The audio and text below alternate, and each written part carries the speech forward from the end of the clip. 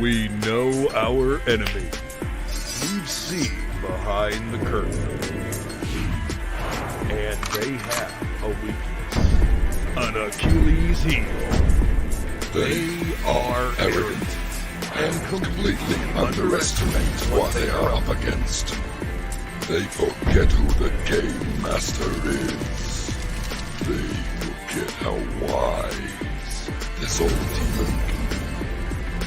So, let's see who among them survives this killing field.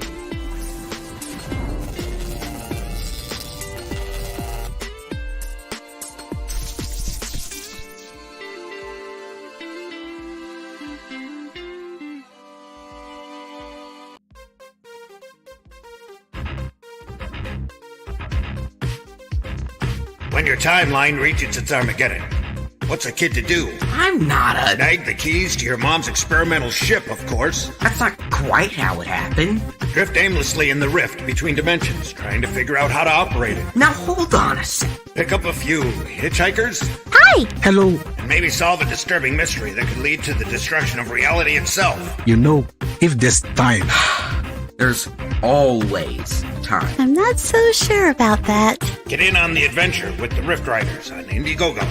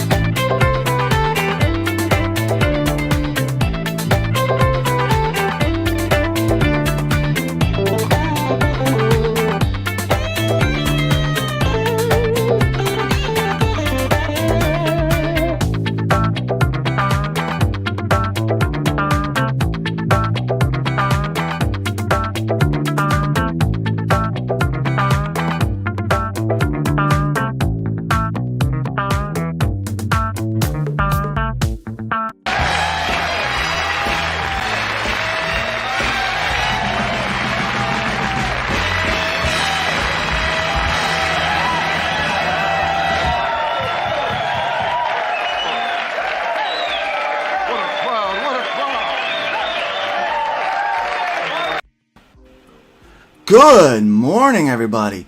Man, I'll tell you that bass line, that'll get you on it. Ba-da-bum, ba-da-ba-da-dum-dum. Yeah, it's pretty good. I wonder who did that. Yeah, it was good. Hey, what'd you guys think of that trailer this morning? See that Hybrids trailer? See that animation? Okay. You know who that was, right? That was brewed up. That was brewed up in Pedro's kitchen. Yep. Yeah. Which is a mess right now. Brewed up in Pedro's kitchen. Yeah. It's not that bad. It's not that bad over there. It's not I'm like the trash man. I come out, I throw trash all over the ring. it's not that bad. It's not that bad. Yeah. So Functional. So we got a good show for you guys today. We are we're going to talk about failure is always an option. Whenever you take shots, there's always chances that you might miss, but you're definitely going to miss. Definitely going to miss if you don't take a shot.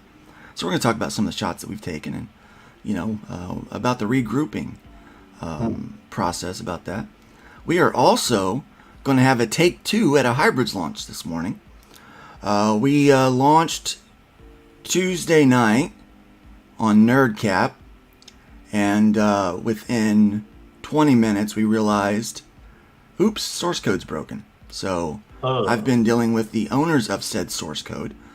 It's their intellectual property, and we basically sub it from them. And they had implemented a feature that should have been there to begin with, but they said that it was already implemented on another website, and that it would be just 6 hours of development time to fix it. And they said it's normally $100 an hour, but we'll discount it to $90 for you. So I'm like, yeah, thanks for that, appreciate it. Yeah. And so $90 an hour for 6 hours, $540 later, I've got a shopping cart feature. And then I test it and the shopping cart don't work. Like, it's not even showing up. And I'm like, hey, shopping cart's not there. And they go, oh, well, hold on a second. And they go in, and a few hours later, like, oh, yeah, that should be working. I'm like, okay. They apparently had forgotten to do something or whatever. Well, I tested a couple things, I'm like, all right, well, this seems to be working. Well, let's go ahead and launch Tuesday night. We'll do a kind of a soft launch. We'll have a live event and all that kind of stuff. And as soon as we got in there, people started backing, and we got 5 backers deep. We realized it wasn't charging shipping. It wasn't allowing for the coupon code at checkout. And on the back end, it wasn't populating what they had chosen. It was only populating everything as a direct contribution or a donation, basically, to the campaign. It wasn't tracking what perks they had chosen. So we paused it. And then I messaged them. I said, look, these pieces of functionality that you said were working are not working. So we need to get these fixed so we can go back live. And then yesterday they told me, well, it's going to be another 20 hours of development time to fix all of said issues. And I'm like, wait, hold on a second. What? Well, we'll discount that to $50 an hour. I'm like, so another $1,000 to fix what you already said was working? I think not, Thrinacia.com. I think not. I'm blasting them. I'm blasting them for this, and I basically I said, well, for 6 hours we can revert it back to the way it was and make it work again. And I'm like, wait, so now I have a broken platform, I can't use it at all, and I either have to pay $1,000 to make it work, or $600, or maybe $300 if they still give me that discount, to make it work. So either way, I've got to pay you money to make it work. Huh. Not cool. Not cool at all. So, like I said, this is one of those shots that you take. Fundmycomic.com. It is probably going to be a thing, because I've had some pretty influential individuals that have connections with even more influential individuals that want to make this thing happen. And so we are looking at the possibility of even crowdfunding the resources we need to be able to pay the developer. There is a developer that can build it from the ground up for us, and so that we can use this code to run a kind of a competitor to Indiegogo, if you will. And so very interesting, very a lot of things to look at there, a lot of things to consider. But we had hoped to have a working website this week. running this campaign and then maybe trying out a couple others in the months to come. But, It happens. Talking works better when you unmute your mic. I wonder why your mouth was moving, but you were saying nothing. It's like you were mumbling to yourself. My buddy again. does a lot of web design, and he does a lot of programming and stuff. That's actually Joe Bachman of Joe Bachman Technology. Joe Bachman. Speaking of Joe Bachman, Joe Bachman in the chat. Subscriber. He's Subscriber. If you scroll down, he mentioned that no, they should be fixing that for free. That they should have a test server that they're running it against before putting it up to a live site. Absolutely. They did. They tested. They put it on their test server. I even did test before, and then I did some live. Like I actually did actual transactions from my credit card to my Stripe account through the website, through the app to make sure it worked, and that seemed to work. And it, I didn't, obviously we didn't do anything with shipping calculated, so that was, that's just an assumption that shipping worked before, shipping will work after. And so, yeah. So yeah, whatever they did, they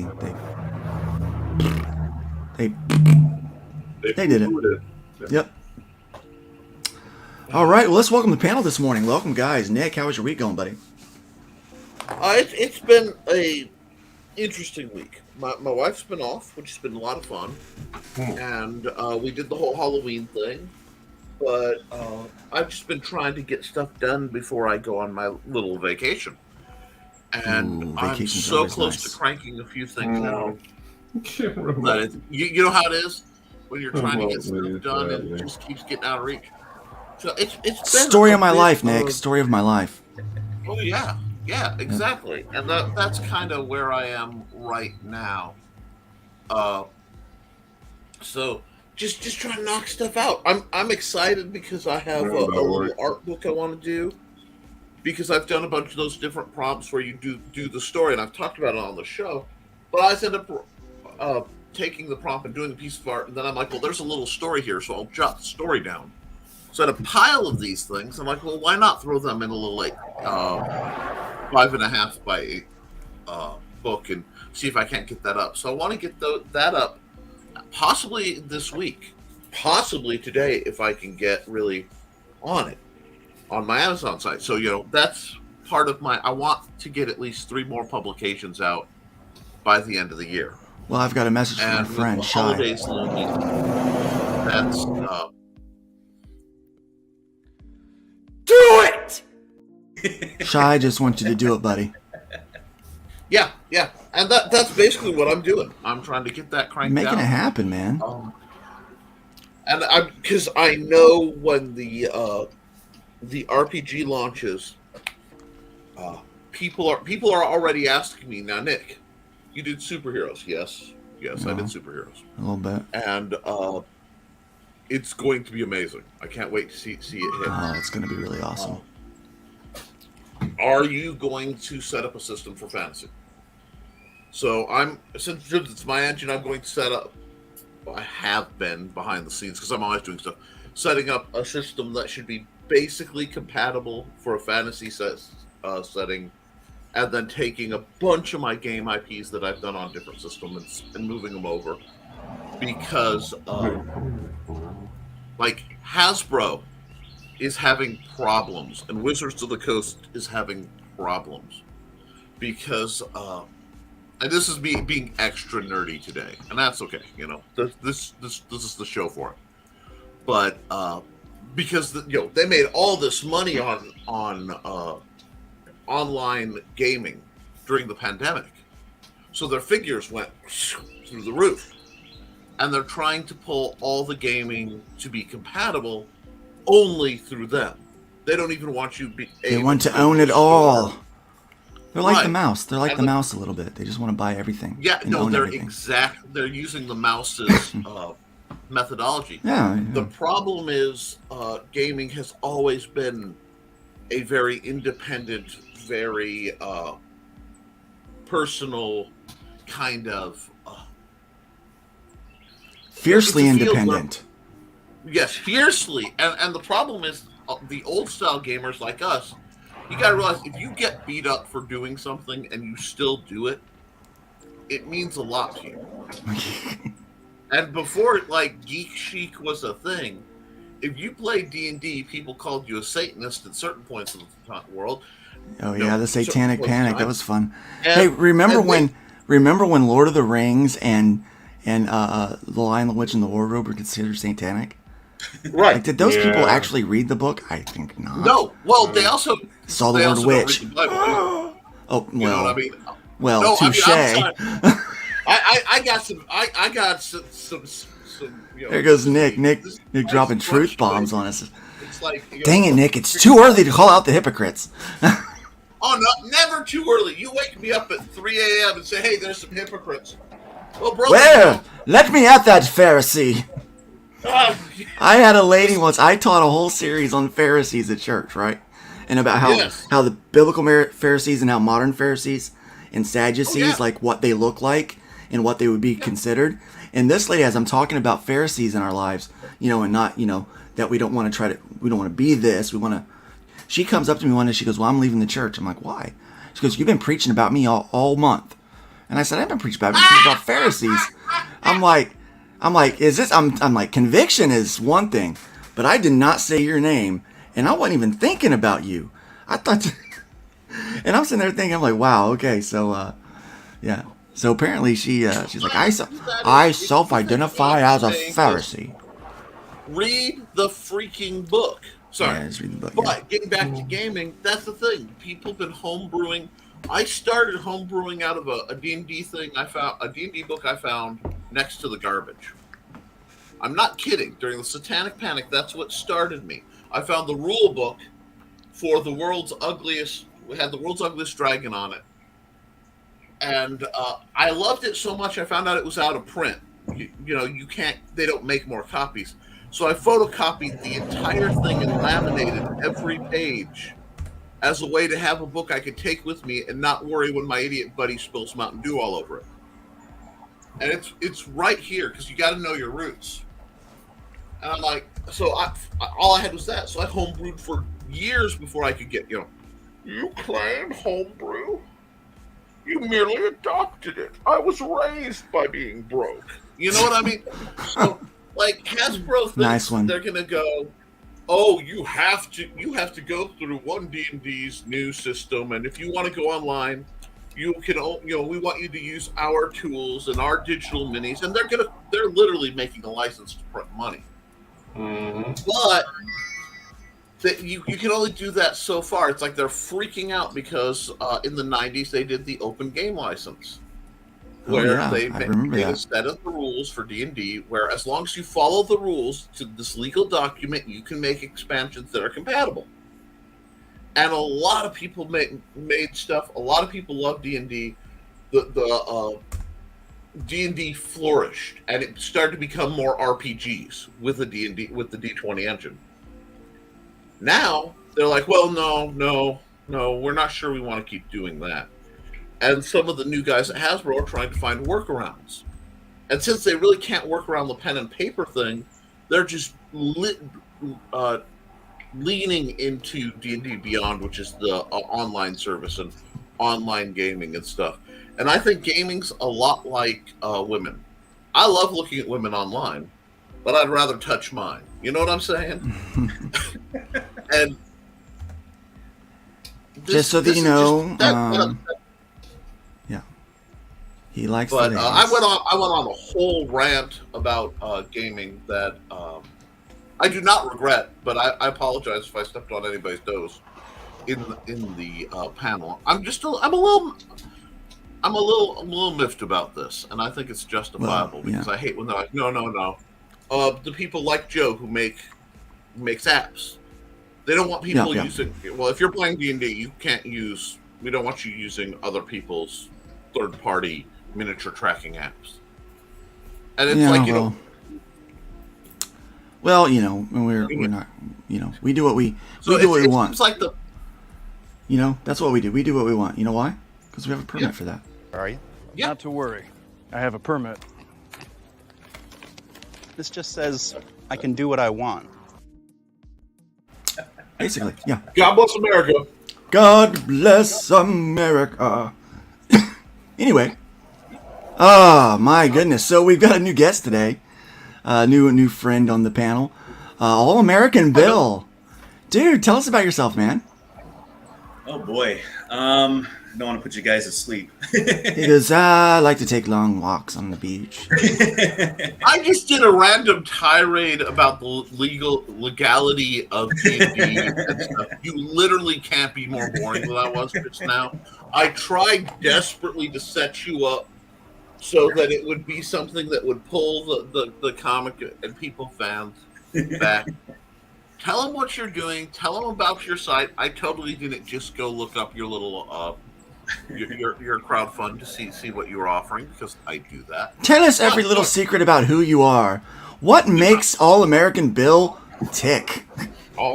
Well, you don't have to go that personal, but we would like your blood type and your social security number. The evidence of making you buck. There's 4 lights. Oh God! Nice reference, Picard. Right. Yeah, I grew up a child of the '80s, so I grew up in a steady diet of comic books and '80s cartoons, and that's just where my heart lies, as far as my nerd heart lies there. What was that? I thought it was an anthem playing for you when you said, "That's where my nerd heart lies." What? He's got his own soundtrack? What the heck? It's awesome. But yeah, I'm definitely an amateur as far as comic book work and things like that go. I've been working with comics, let's put it like that, for about a decade now. But I made some black and white comics, and I got the How to Draw Comics the Marvel Way book. Like, we probably all read that. And that's like an essential we should all have in our libraries. And I found one of those dummies guides to how to make a graphic novel. The internet, of course, is a tool of looking up anything like, how do you do this? How do you make that? And so I started learning how to actually make a comic book. I always liked drawing, because I grew up tracing comics. When I was a little kid, I would buy comics from the 7-Eleven spinner rack, like the one behind me there. Yeah. And anything that John Byrne drew was just. Sim's got a spinner rack or two back there, don't you? Just one. Yeah, just the one. One's you are so in Zimland right now. I don't know if you know how much in Zim. You're talking black and white comics and spinner racks. Yeah. Yes, you are in the right place, my friend. You might have picked up one or two of Zim's from back then. Up front. Plenty of pews open. Yeah, there's a chance he might have picked up one or two. Black and white with really crappy lettering in it. Probably me. I like this book, but the letters suck. Yeah, dude, that sounds like me though. That is always my final critique. It could have beautiful art. It could have beautiful art, and I'm like, oh my god, this lettering sucks. Yeah. Bad framing gets me. Yeah. It's a grid frame. Oh look, it's another grid frame. Yeah. Man, it sounds like, dude, Bill, you're gonna get along just fine here. We're gonna learn a little bit more about you today as well. You can tell a little bit more your story about what you're making. I'm looking forward to hearing about what you're making over there. Zim, I would say Pedro, but look, Pedro seems to be out of it at the moment. Yeah. Yeah, Zim, man, what's your week been like, man? An important call come through. You have a good Halloween? Me? Yeah. I barely experienced it. That's too bad. Well, I burned out on horror a long time ago. I'm way back in the Betamax days. I went through every horror movie that you could ever imagine, and plus that was with my first wife, so that just adds to the associations. That suddenly nowadays something has to be really quality horror in order to catch my attention, and Halloween is just I don't know, it's like cosplay for everybody else except for folks in comics. Well, and folks in comics dress up for Halloween as well, but just a chance for everybody to cut loose and be someone else for a day, and collect a bunch of candy.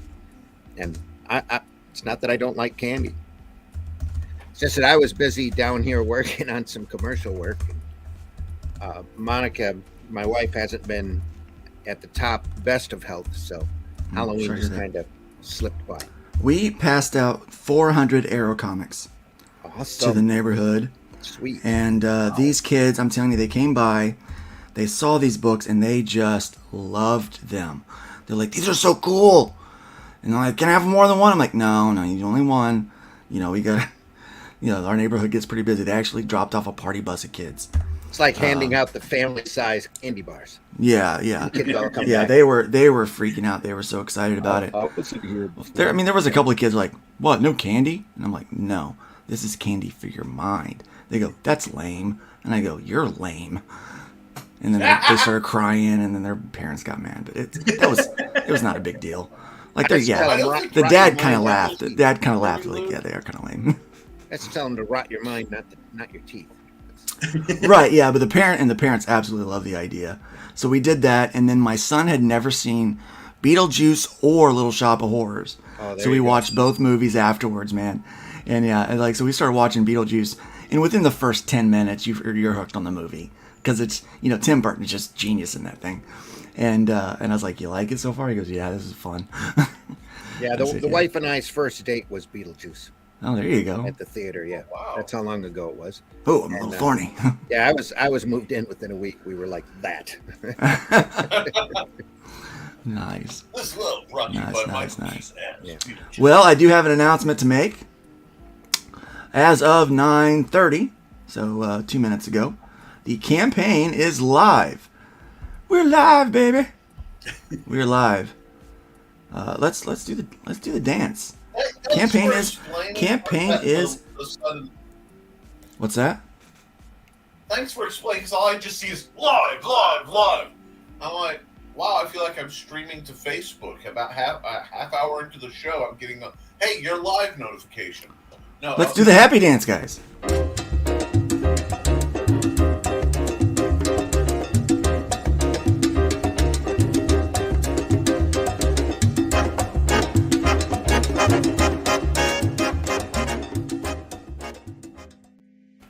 It's the happy dance.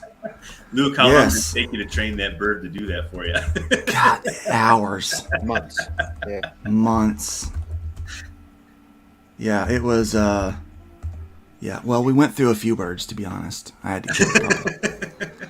Well, all he had to do was hold up the first hybrids and start turning the pages for the bird. What's going on next? It said. What now? What started that motion? That's the bird saying, "Turn the page. Turn it." Yeah. My hand is too small. Turn it. It's amazing what a little specially treated birdseed can do. Right. Yeah. It's like, what is that laced with? Well, you'll never know. Well, it's almost legal in I the States. Because I will never tell you. So yeah, we are live now on Indiegogo. We are currently funding. It's going to be, I guess, technically 31 days because, it counts today like it starts over. 30 days starts tomorrow. But yeah, we're only going to run 30 days on this thing, and then we're going to ship it. That was the idea anyway. From the beginning, we're already kind of 2 days late on this thing. So we're, because of this whole debacle. What is late to an artist? No, late to me, late on starting a campaign. And ending, a little bit. I'm a little OCD when it comes to that stuff. I plan things meticulously until the last minute when I'm like, hey, you should launch this on your own site. Sure. And then I just do all that work real quick, and then it doesn't work out. So anyway, I do that, but I try to keep all the books in schedule so that I can be fulfilled and done and have Christmas off, and then work January and then just start back over. And every month I'm going to have a campaign running, and they're probably going to overlap, as they normally do. Fulfillment for Rift Riders will be in February, so February will be a busy month because I'll have whatever I run in January will be fulfilling in February as well. So yeah, we're busy around here, running campaigns and launching books and that kind of stuff. So yeah, hybrids is done. Like everything is done. I mean, technically, I got a couple pages left to letter, but all that means is, you know, sitting down after lunch and taking about 20 minutes to finish it. Yeah, it's ready to go to print. Outside of that, so yeah, we're ready to go to print, and so we're just waiting for a reasonable total to know what we need to print to get that done. Almost everything else is done except for the metal prints. Yeah, we're doing those to order. So as many people as want those is how many we will order. So yeah, back with confidence, folks. And if you back this morning, shoot me your backer number and we will celebrate. We'll celebrate with you. Yes. So yeah, that's always fun. Yeah, folks, we're gonna see if we can't just back Bacon Rub this campaign. Let's see if we can't get Bacon the Rub funded yeah. by the end. Yeah, I'm on. Yeah, really, that shouldn't be that hard. It's like a $500 goal. I mean, I'm really. Yeah, it's $500. It's flexible. This is happening.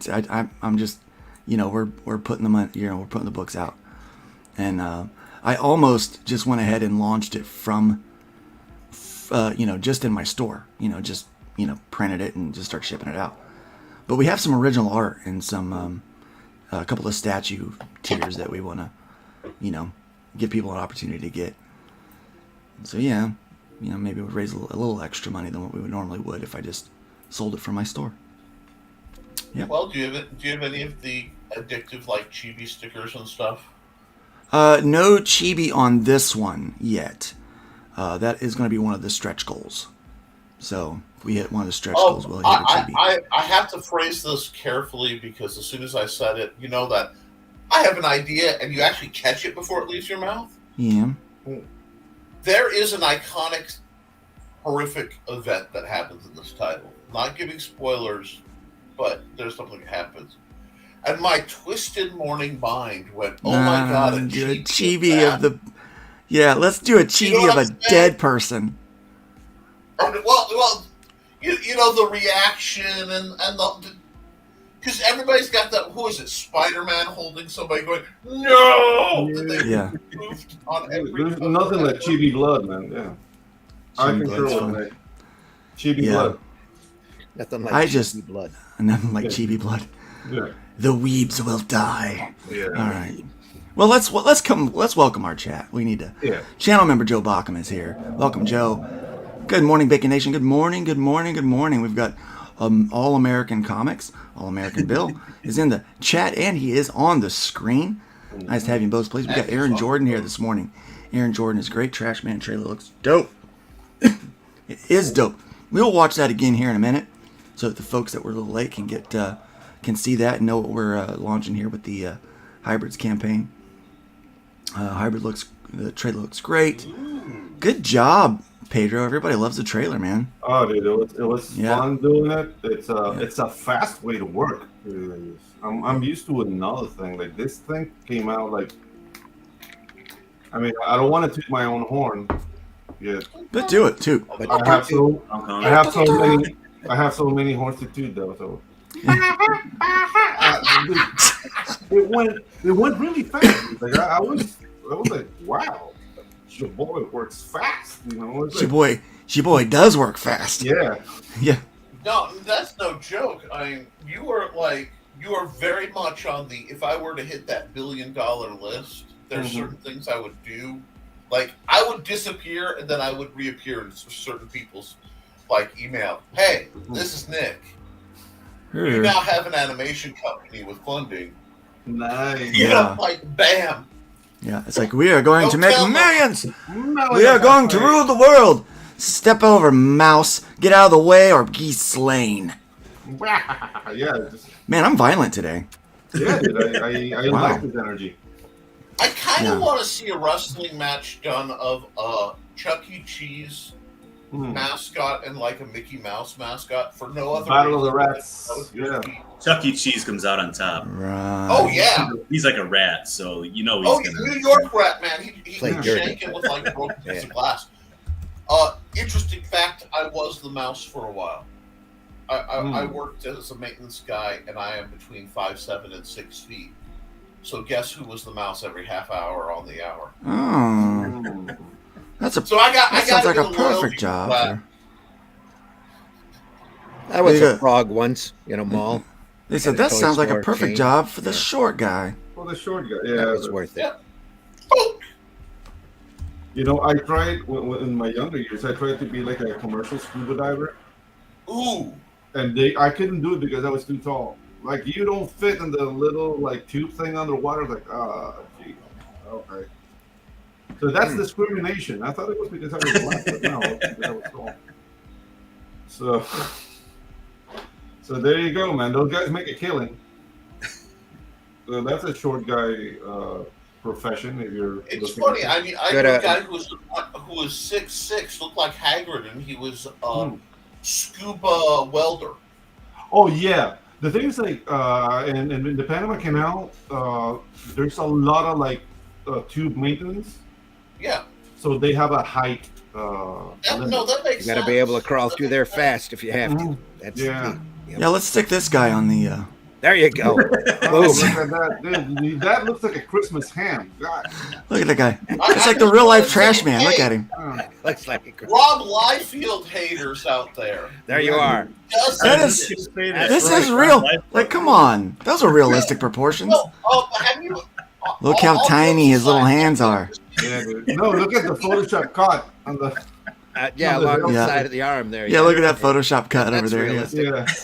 Yeah, you can totally see the Photoshop cut in it. Yeah. Yeah, look at those tiny little wrists. Oh, look at that. That's great. Yeah, dude. I mean, not even with synthol, you can do this. I'm You know impressed. what synthol is? No, I have no idea what you're talking Oh, about. synthol is like a I'm a total idiot. oil-based supplement people inject directly into the muscle. Oh, yes, okay, I was just going to say, that looks 100% natural to me. Yeah. Totally. No, that's normal. Yeah, not even with synthol can you achieve Couple of that. barbells. Yeah. Working out. Working out, lose all your hair. And tomorrow will be leg day. Yeah, exactly. Tomorrow's leg day, not today. Yeah, there's this dude that's he's only injected that stuff into his pecs, so it's like he looks like he's got like big old boobies, and I'm like, hey, you're a little guy with boobs. Those massive knockers, dude. Yeah, dude, that's unappealing. Massive. Oh god, you're in control. All right, let's go The back guy to was pretty muscular too. the guy. Yeah, all right, Joe Bob said, yeah, and he made the comment about it. We've got Cameron Payne, another channel member. Welcome, what's up? And then we got Russ Leach. Welcome, Russ Leach. Russ, how you doing? Yeah. They need to learn to code, methinks. Yes, I think so. Yeah. Dreaded Dinosaur is here. Thanks for the condolences on that, man. That was rough weekend. It's but we're gonna recover and get some stuff done. And Eric actually just completed the cover for the trade paperback for the Killing Field. So I'm going to be putting the trade dress on that and showing that off this weekend. So exciting stuff. It looks beautiful. That's awesome. Luke, I want to remind you something. And to the folks talk about, if you find yourself running into adversity where you're trying to do stuff and it's getting harder and everything goes, life is a lot like a video game. You're not, if it's easy, you're not leveling up. You know what I'm saying? And what Luke's trying to do is something that not only, one, I really approve of, but, excuse me, but there are forces that would not want Luke to do that. So the way my mind works, it's like, wow, yeah, whoever powers that be, whoever, they don't want Luke making a fund my comic site where you don't have to go through the big guys. Yep. And my first thought is, I wonder if they didn't get to your supplier. Like, no. Nah, I don't know if that happened. No, I don't think that happened. I think I'm dealing with incompetent. I I don't think they intentionally broke the code. I think they've got a guy over there that's just an idiot and they're going to milk everybody. That's what I think's happening. Because I'm working with some pretty smart guys. I got Ray Ray, Tug's web guy. He and I have been conferencing and we're working on Plan B. We're working on Plan B. So nice. Yeah. So yeah. And when I start getting to Plan B and Plan C, well, here's the deal. I am a tenacious individual who will not give up ever. Like, I just do not give up. Seriously. See, your actions have consequences. When you oppress people, they rise up in a fiery anger. I will not. People on this channel died and went, you know what? Nah, and came back. F that I'm noise. sorry. Yeah, I mean, we gotta keep perspective on tenacity among these people. Yeah. So, yeah. Yeah, they screwed the pooch somewhere on the transfer. And Johnny Cage is here. Welcome, Johnny Cage. One of our wrench holders. Welcome. Yeah. My favorite vampire. Oh, we've got the creator's outlet. Will Pace is here. Welcome. Will, it's great to have you. Amanda B is in the house. You tried, you got answers, but that is a crappy move on their part. It absolutely is. And we will figure that out. Now, we've also got the Woke Breaker here. Welcome, Woke Breaker. And seriously, though, if they accidentally screwed up when they transferred to the servers, they'd fix it. Yeah, it's on their end. Like, they'd say, "Oh, my bad. Let me fix this." Yeah, what I don't get is the whole like hour thing. Like, I'm going to charge you for. You're going to charge me what? Well, I have worded I have a very strongly worded email that my consultants helped me with, to make sure that I had the proper development language in there, so that we could, cover all of our bases. How do you open with "to whom this will concern"? Because I do like. No, it opened up with "listen, buttface." You listen, buttface. No, I'm sorry. I didn't start it like that. It was just a little more professional. Here's what I'm learning. People do not like it. They are thrown off when me, the normally quiet, like, oh, well, you're a pastor, right? When that guy like calls him an idiot publicly. They're like, what? Yeah. They're like, oh, I don't like this new attitude, Luke. I'm like, you don't like this new attitude because you're on the receiving end. The only person that doesn't like this new attitude because they're not is my wife, because it embarrasses her. She's like, oh my gosh, you're so mean. But everybody else seems to like it just fine. They're like, oh, let's aim Luke in that direction. And I'm like, you know what? Let me at him. I'm going to wade in on this one just a bit. Do it. Because, I've been kind of on this bend of being annoyed with people who reference, pastors are supposed to be Christ-like. Right. And they reference Jesus without reading the book, and they have this weird marshmallow, fluffy, happy white guy Jesus who just like Kevin Costner in sandals and a hacky sack. Yeah. Hippie Jesus. Hey guys. And it's like, did you read the book?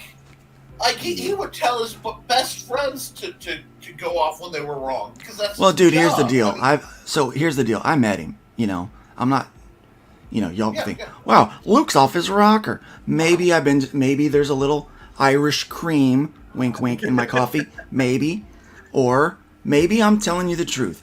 I met the guy, all right? I met the guy. Not just in the sense that, I'm a born-again Christian, but I met the guy in the sense that your boy thought he died, okay? So I met the guy, and he's gentle, but dude, the dude is powerful. His words could mow down. It would just if he decides not to whisper, this whole thing is done, guys. You have no idea. I mean, we're talking about immense power, completely bridled. It is something that I just crushed my whole way of thinking. And we are just because we're people of faith does not mean that we're doormats. But we have to use what power we've given in a gentle way. So yeah, I'm not out here cussing people out. But I am using my platform and I'm using my words to tell people, like, look, no, the behavior's not. It's not okay. A lot of people's like, well, you just let it go, just don't say anything. Well, if you don't say anything, these people they roll over you. Well, yeah, they roll over you, but then they get cocky about it, and they start to roll over somebody else and somebody else and somebody else. And I mean, eventually you got to push down the pillars. Eventually you got to sling the rock. Eventually you got to say, look, enough is enough. Eventually, you got to go into the land and slay the giants, as it were. Eventually, I like the historical definition of the word meek. Because everybody equates meek with gentle and like silent and calm. Meek is a sheathed sword. All right? Yeah. Yeah. So a sheathed sword, it's powerful, but it's sheathed. Don't make it go out. Okay, you just see it, there's power there. You see it there. Okay, this guy can fuck me up, but he's choosing not to. That's what being meek is.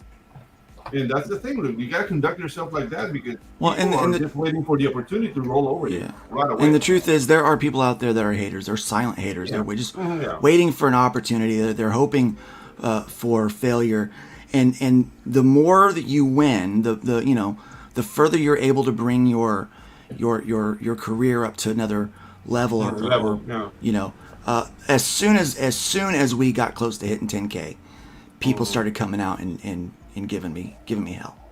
Yeah. I mean, immediately. How dare he? How dare he? And I was told in a private chat that was going to happen.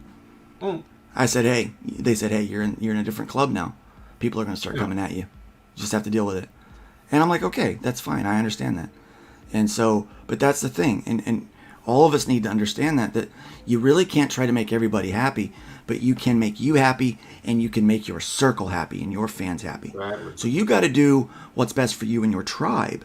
And sometimes what's best for you and your tribe is saying, "Look, you can't insult me publicly and get away with it. No, you can't, because when you insult me, you insult my partners and you insult my fans, and you're insulting the God I stand for. So no, you don't get to backpedal on that kind of stuff. And when I use my voice, it just throws people off. People don't understand that. They're like, "Oh wow, Luke is different. You're not the same Luke." That's very true. I'm not the same other Luke. thing is, there is more power when you don't use your voice unnecessarily. Right. Mm-hmm. And that's one of the people. The person who walks around swearing and yelling and growling at everybody has lost all shock value.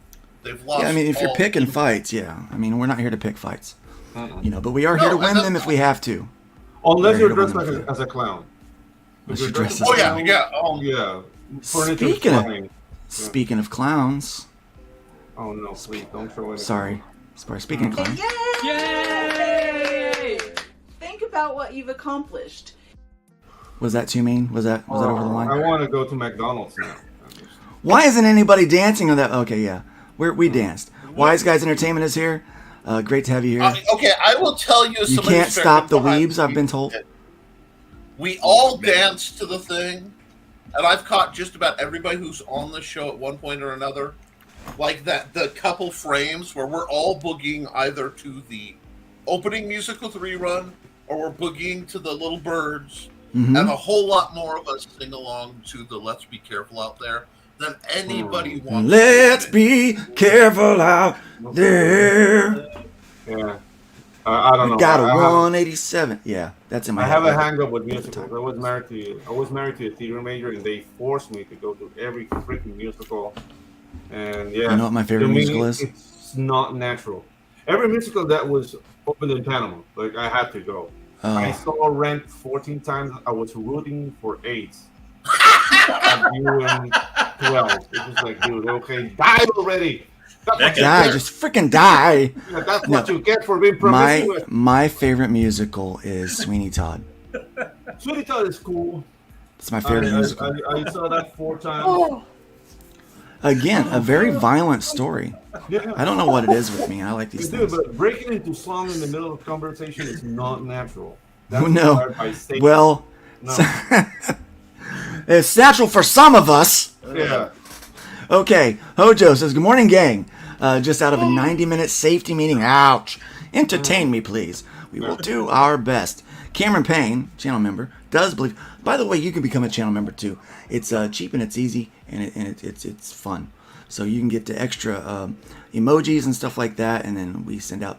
I haven't been doing a great job of it lately because I've been so busy, but we send out different messages to you guys and things like that, and all kinds of fun stuff. So you get access to that, and if you become a channel member on the show, we play the dancing bird. Nice. Yep. So he says green screen and a ladder. That's probably how they accomplished that. Let's look at that one more time. That is funny, especially this one. This one cracks me up the most. The arm. It's the side. They look like sucking your tricep on it. Yeah, dude. Yeah, I did that. That's fine. Now here's something that you can't suck those There in. you go. Yeah. Yeah, you can't suck those in. Well, you have your actor if you're doing the live action version of it. Yeah. Right? Yeah. Yeah, he's right there. Mhm. So you guys talked about a chibi for this campaign. Mhm. I do have a chibi. Oh, look at that. Look at that. There's Luke in the corner. What's Luke doing? Dude, you look like a Luke very approves. friendly plumber. Yeah, kind of. Yeah, that's about right. Yeah, that about sums it up. Wow. Very friendly plumber. Yeah, that's me. Like, I'll fix it later. Dude, looks like he eat people. We got Tim Olsen here. Tim, hello, hello. Very friendly plumber. My mind went. Yeah. Hello, hello. See, Hello. Hello. Timothy likes the very friendly plumber.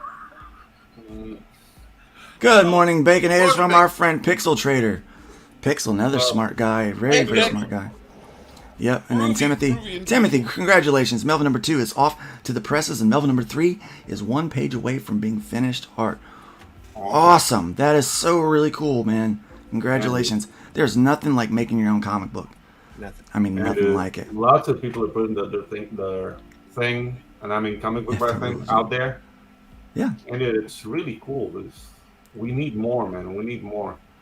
The big two are dead. Joe, why don't you have a good day, man? Thanks for stopping by and have a good time. Pedro. Yeah, they're not big two. The two are dead now. There's one you missed.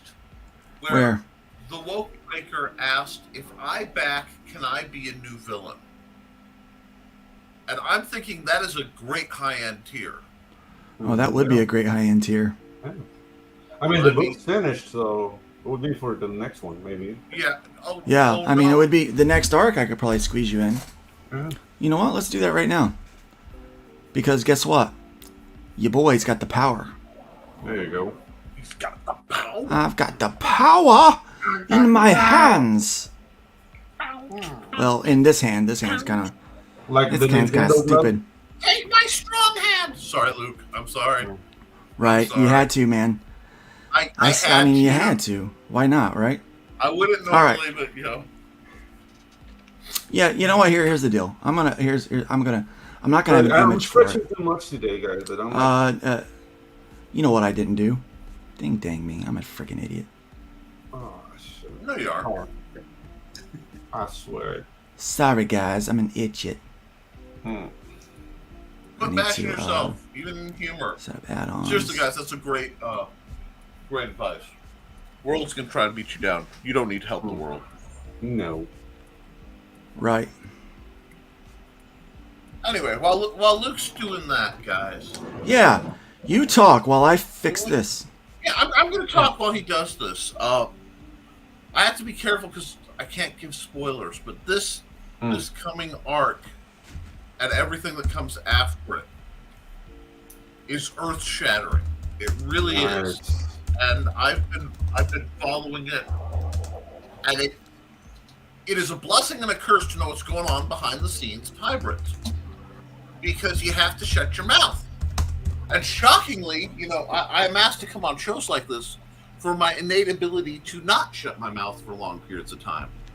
You know, because I have to while Bill wakes up, because he's supposed to be injecting caffeine in his eyeballs, as we were talking later. He's supposed to. So yes, caffeinate.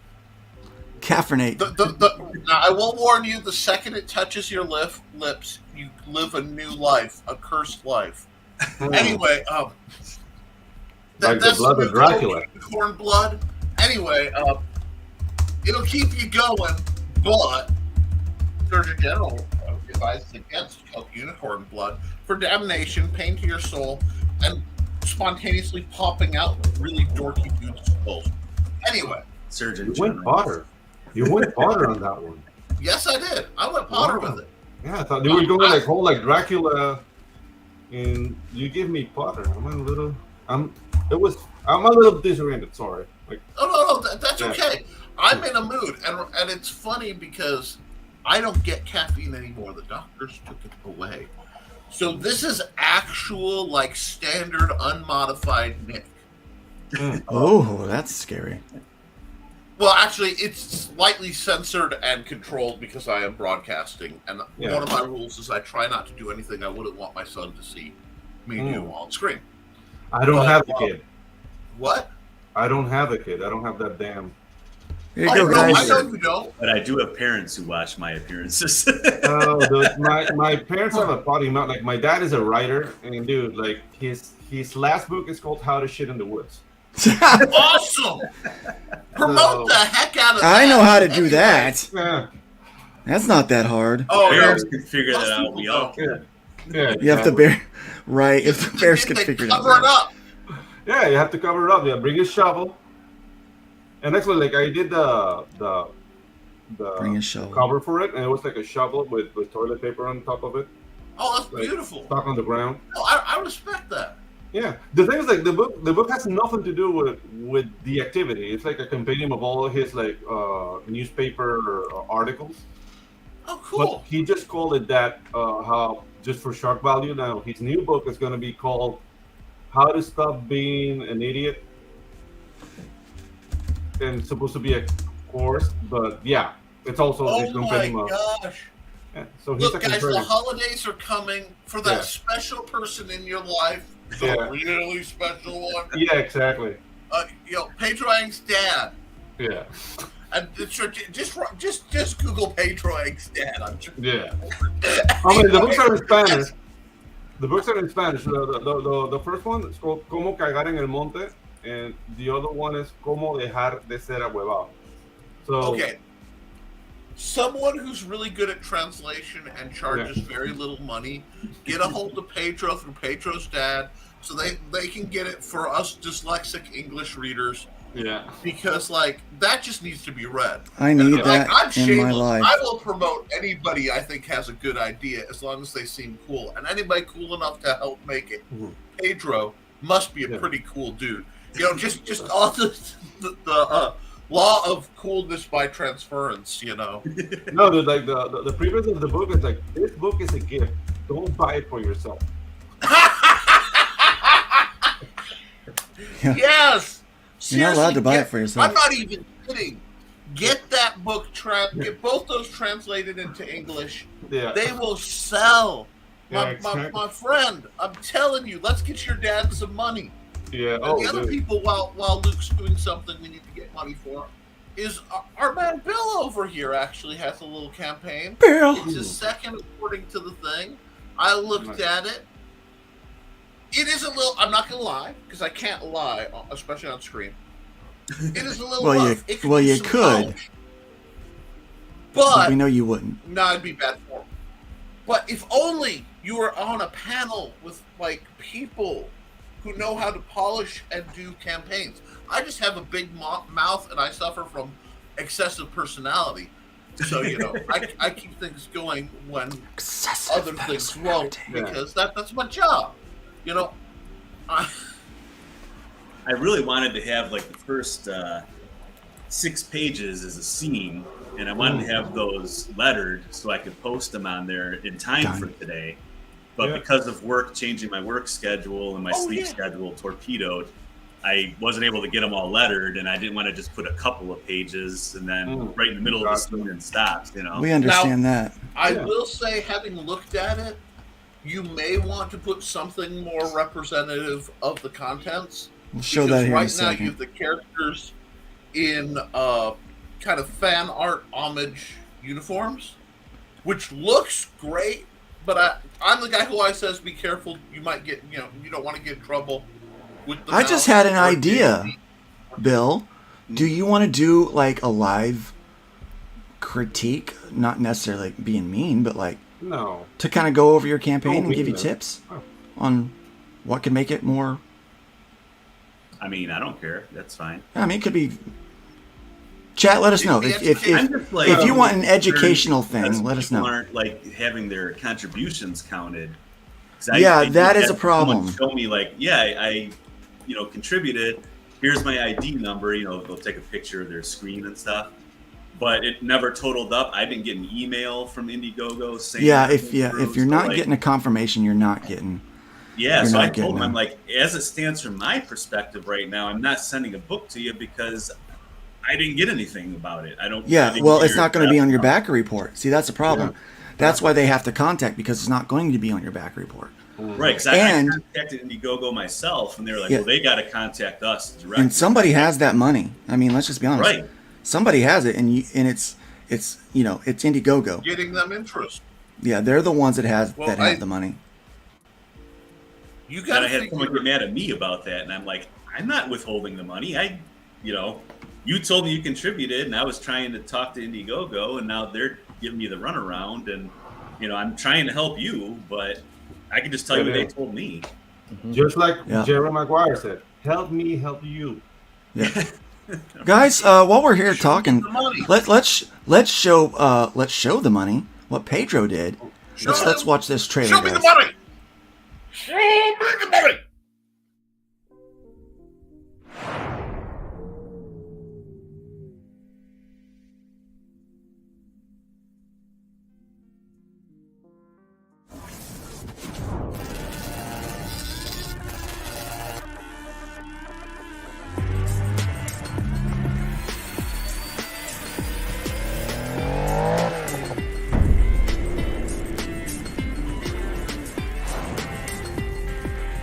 We know our enemy. We've seen behind the curtain. And they have a weakness. An Achilles heel. They are arrogant and completely underestimate what they are up against. They forget who the game master is. They forget how wise this old demon can be. So, let's see who among them survives this killing field.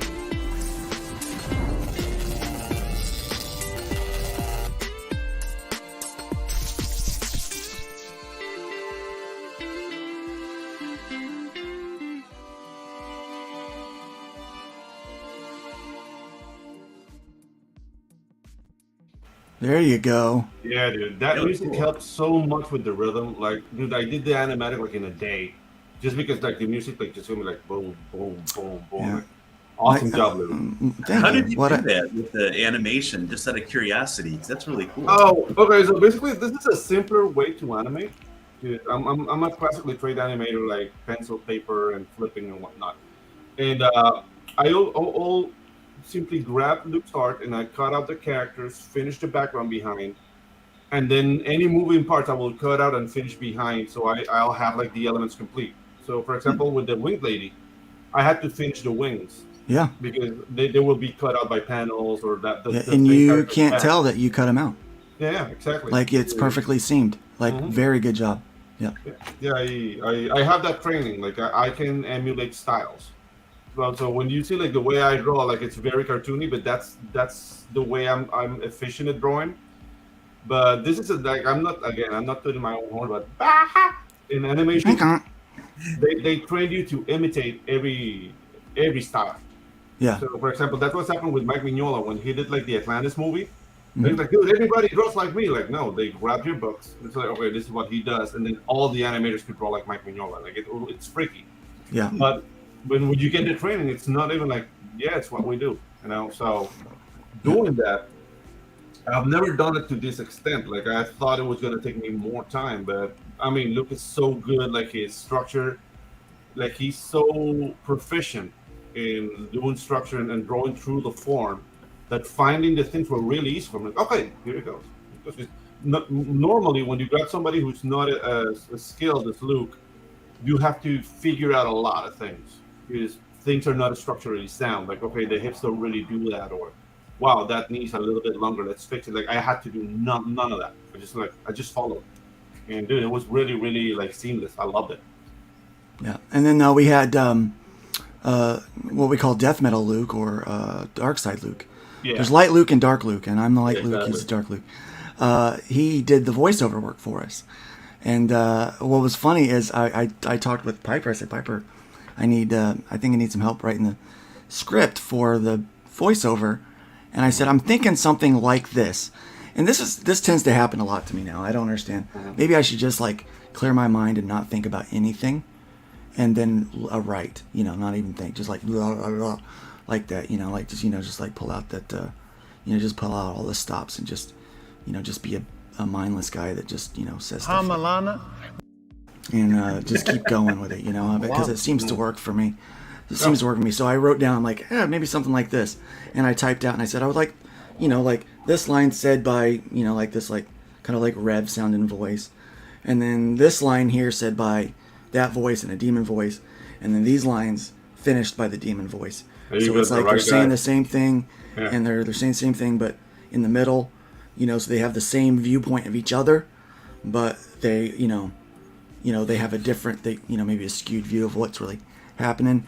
And she goes, actually, that's perfect right there. Why don't you? R2. Yeah, R2 agrees. Says, you know, that's perfect right there. Just use that. And I'm like, what? You know, that's how we got the name. That's funny. That's actually how we got the name for Nerd Bacon. I said, hey, I'm looking for like some kind of like fun morning nerd show name like Nerd Bacon. What do you guys got? They're like, how about Nerd Bacon? I'm like, what? That really? There we go. Yeah. It's kept sizzling and popping. How many episodes in are we? This is 37, I think. That's not bad. That's what I've been counting anyway. If everybody draws like you, make the boobs on your characters bigger than theirs. And that's exactly what Johnny does. It really has been Johnny's secret weapon. I have seen his art. Very, very impressive. This is Woke Breaker's first Nerd Bacon. Nice. Woke is never up this early. Woke Breaker, but he's not a Wake Breaker. That's the problem. He's normally like on the later shows. He sneaks in towards the end. And so welcome. Hopefully you're enjoying yourself at Nerd Bacon. Yeah, we're nerdy here at Nerd Bacon. But hey, anyway, that tier has been added for you, by the way. Show, but this is about spot on. I mean, it's always good when we have Pedro and Zim in. Because, you know, that gives us more flavor. And there's usually some poor guest who isn't used to how we operate and is afraid to butt in, not realizing that this is a verbal mosh pit. You got to throw elbows, my friend. And Don't elbows. Bill's a beefy guy. I think he can just come in and Yeah, I'm sorry. My dog just read his like crypto wallet and he's howling. And, that's all right. That's fine. Yeah. He's fine. I think Bill could take me. So I won't be starting any Twitter fights with Bill. Here's the thing. I used to think that Randy was short. Randy is. I always thought Luke was short too. Because of our camera angles, right? Yeah. The dude's a giant. Like, he's head and shoulders above everybody else. Well, except me, but... How tall are you? I'm head and shoulders above we see eye to eye on a lot of stuff. We're literally. Yeah. Yeah, figuratively and literally. We're both like, what, 6'4"? I'm 6'4". You what? Are you 6'4"? I'm 6'2". Yeah. I'm 6'4", baby. Oh, guys. Yeah. I'm 6'4" with a slouch. I'm 5'7" or 5'8", depending on how long my leg is at the time. That's what he said. Waka waka. Waka waka. I'm 6'4" and I can dance. All right, here's the question. I'm a fat How guy. do you translate fantasy into comic That's all I style? need. No idea what I'm doing. Help a noob. Oh. All right. Oh man, you know. Okay. Oh no, that's a great question. That's a question for Rini. Yeah. That is a question for Rini. Yeah, the story structure is king. But dude, learn the language of comic books, like panel layouts, how to like visual storytelling. Basically, you're not making storyboards, so the shape of your panels are important. That's something I learned really fast when doing comic books. And dude, just tell your story. Just take into consideration the tools you have when you're making a comic book, because that's one of the things that I see, like, dude, like boring panels or not treating the passage of time properly. In comic books, you're not making a film. So passage of time, that timing, those jumps are very important to keep, like, to push the story forward. So just keep that in mind. And dude, you'll be fine. You'll be fine. There's a lot of resources to get the hold on that. Comics and sequential art. You can get it on Amazon by the great Will Eisner. Yeah, it's and right. He breaks down sequential art, and you can apply that to any genre, anywhere. But the key is to remember that you're working in a visual medium. So you want to be visually exciting at all times, and every panel that you do on that page needs to further the plot or further the entertainment value of what you're doing. Every panel. That waste nothing. There are 3 books that I read obviously my Bible, and these are my second Bibles. This one and this one. Yeah. Both of those are really good Yep. books. If you want to be better, if you want to level up in your storytelling, because honestly, that's what we are. We are storytellers, okay? We are storytellers first. And don't just whether you're buy a it writer and read or it. whether you're an artist, you're a storyteller first. Don't just buy it and read it once. You have to go back to it every couple of months, because every time I go back to those books, I pull something new out of it. Yeah, if I'm struggling with something, I'm having a, I'm like, I don't know what I want to do here. I just, I keep going back to those things. Yeah. That, and if you want to be visually dynamic, How to Draw Comics the Marvel Way is very good in showing you the difference between a standard dull panel and a dynamic great panel. Yep. And so here's the thing with weird characters that aren't superheroes and you want to do it in a comic, really it's going to be a matter of how you pace your pages with the sequentials. How your panels, your camera angles, those kind of things, because a lot of talking heads, and what was the guy, Wally Wood? He's got a nice little resource about, if there's a bunch of talking heads, try these kind of panels. 10 panels that never fail. Yeah, 10 panels that never fail. Check that out. When you're doing talking heads, it's always like the over the shoulder camera, and you can get creative, like do something like from like the negative space between the arm and the elbow, and just go like straight up, depending on what your character is doing. Just play with your camera. Play with your camera and make it interesting. Yeah, silhouettes, reverse silhouettes. The fun thing with comics is you do it your way. That's the idea. You're expressing yourself. It doesn't matter if you're doing a fantasy story, a science fiction story, a superhero story, or whatever. Everything is from your own unique perspective. Yeah. So it's up to you to keep that interesting and be able to keep that reader there and fixed on what you're doing. Yeah, and there's a lot of ways to do it. I want to say something that's very important here, because I hear it from a lot of people who talk to me, and Woke Breaker's getting into it. Well, I want to do comics, but I don't do superheroes. Guys, and for the people in the back, comics don't have to be about superheroes. What? Some of the first comics were about romance and westerns. Romance and westerns were the most popular comics before superheroes. And comedy, Believe it or not, a graphic novel based on the Thunder Mountain Ride, the lore of the Thunder Mountain Ride at Disney, and it actually was a really good read. It was a surprisingly. Comics were the Adult Swim of comedy before Adult Swim, obviously. Yeah. That's why so many prudes were against comics early on, because you can get by with telling jokes that were a little off color. Well, it's a personal medium, or can be a personal, especially when you're doing alternative and independent comics. It's your vision, your way. You're not having to cater to a company icons and set to a specific color pattern or a specific story or formula. It's up to you to do it all on your own. To be fair, though, if you look at Marvel and DC nowadays, their stuff's all off model.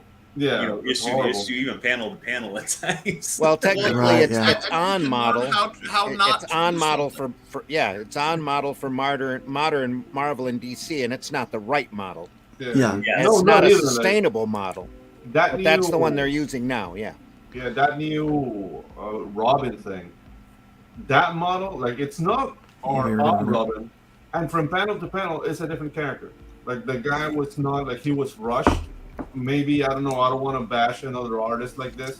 Maybe he was rushed with the work, but it's not consistent art. I mean, that throws you off. It's like, okay, who's talking? You try to be consistent. That was my biggest problem early on, which is why I wanted to go back and remaster, because some of the faces I would draw different. I would draw the faces in different styles because I was still trying to figure out how I wanted to present the characters with their expressions. By the way, guys, our boy Hojo just opened up his sign-up page for the Mythicals #1. So go check that out, guys. Hey, let's throw that link in the in the chats for. Let's get a mod on that if we can. Yeah, appreciate that.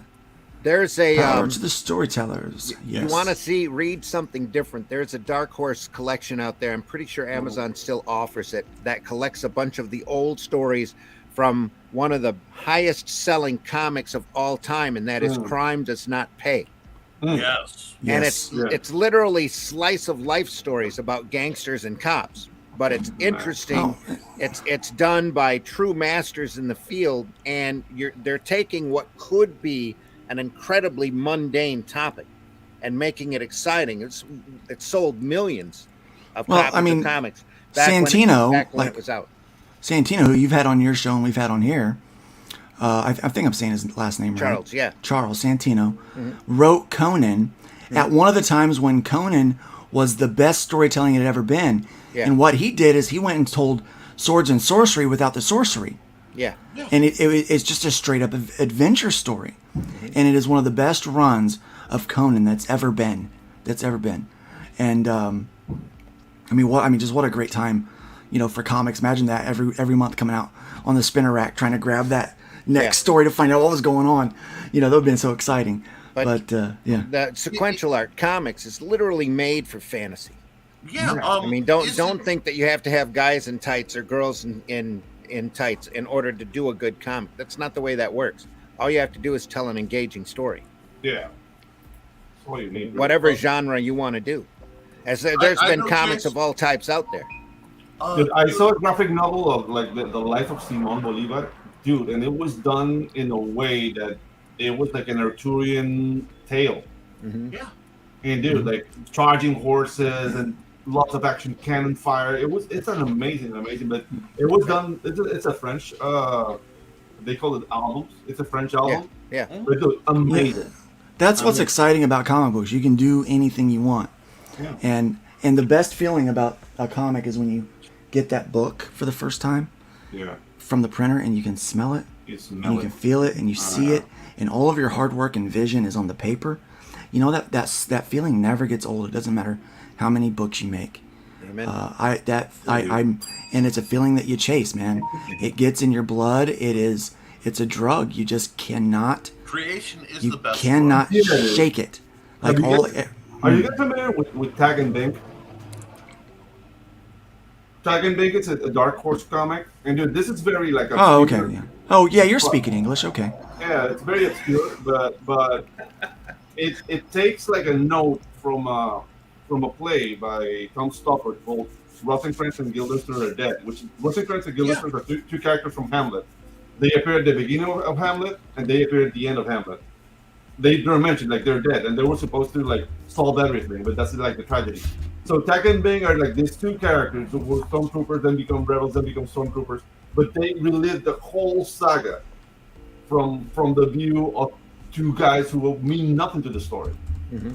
So they're there, like they're escaping the Death Star when it was exploding the first time. They're in like hot base, but they're like stormtroopers. They're rebels disguised as stormtroopers in hot base, and it's a very funny like side story to Star Wars. Yeah. And that's the thing, dude. You can do whatever you want with comic books. Dude, it's just like the limits are your imagination. You don't even have like an effects budget. Just go for it, man. It's part of the fun. Yeah. And if you're looking for fantasy done, the Grim Tales series is amazing. Mm-hmm. I think that's through Image. If you want, I'm a sucker for that '90s Image look. I admit it freely. It's one of those things that stuck with me. One of the reasons I get along so well with Luke, But there's that, and don't be afraid to look at Japanese manga. There are a lot of people who see comics and manga as opposed, as like dueling forces. And like, guys, it's sequential art. If you look at it and it's selling for a reason. Mm-hmm. And a huge part of why manga right now outsells comics in America is we have pigeonholed comics into superheroes. And then we do the same two or three superheroes. Not us. But not this panel. And the kind of superheroes they've been pigeonholed for like 30 years as mostly masculine spandex adventures. Yeah, and that's not comics. That's just the superhero genre. That's a fetish in comics. I'm just gonna say it right now. Now I think a lot of the larger companies are going out of their way to try to deconstruct and erode that genre because they see it as toxic. But they're not giving anything back. Well, there's no entertainment value in it. If you see something wrong with it and you want to disassemble it, yeah, bring back, I don't want to say the full pouch era, but at least go, hey, why don't you have a pocket, Soups?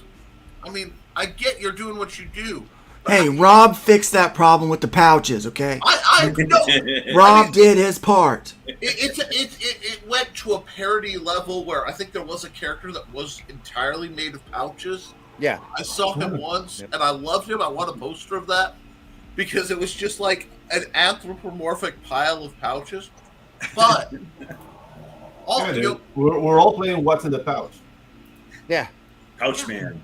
Pouch Man. Pouch, I think the pouch. I think it was called. Yeah, Pouch. Yeah, it was. But there was a character in the Defenders. I believe it was Demon Slayer, was the character, and he had a cape that anytime he needed something, he was like Secret Squirrel. He'd just reach into the cape and pull it out.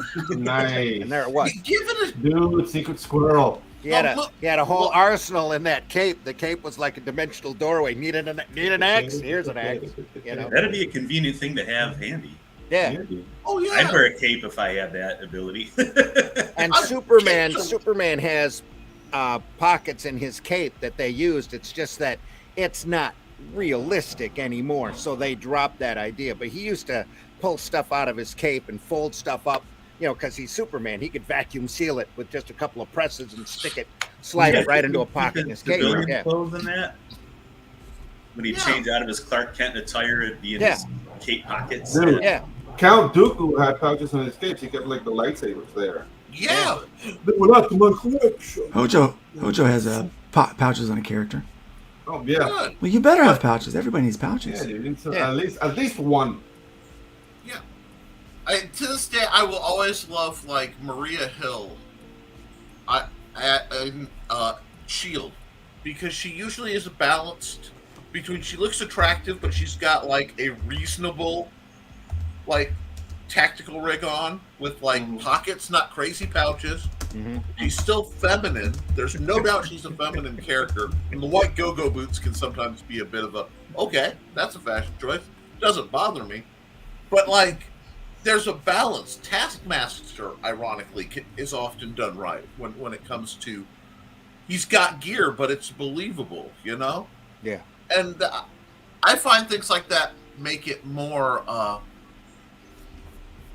I can take a comic more serious when they take that next level, because I love zany, but when you have a zany layout and then like they're tackling serious stuff, sometimes the cognitive dissonance is there. Conflicts. And that's one thing I love about Luke's characters are delightfully bizarre.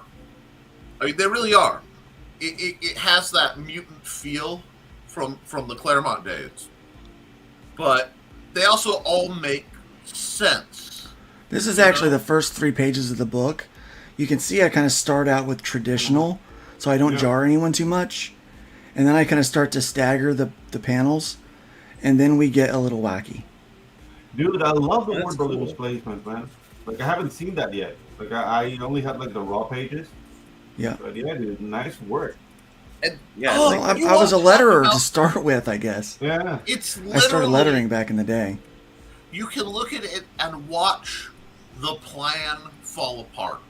You can watch whatever they were going to do just almost subconsciously by the panels getting more and more fragmented and layered and misshapen. It's like, things really are going to heck. It reminds me of the old Batman movie, the Adam West Batman, where you're watching normal. Oh, the villains are on screen. Throw that Dutch angle on there. Yeah, exactly. You're playing with the balance of the reader.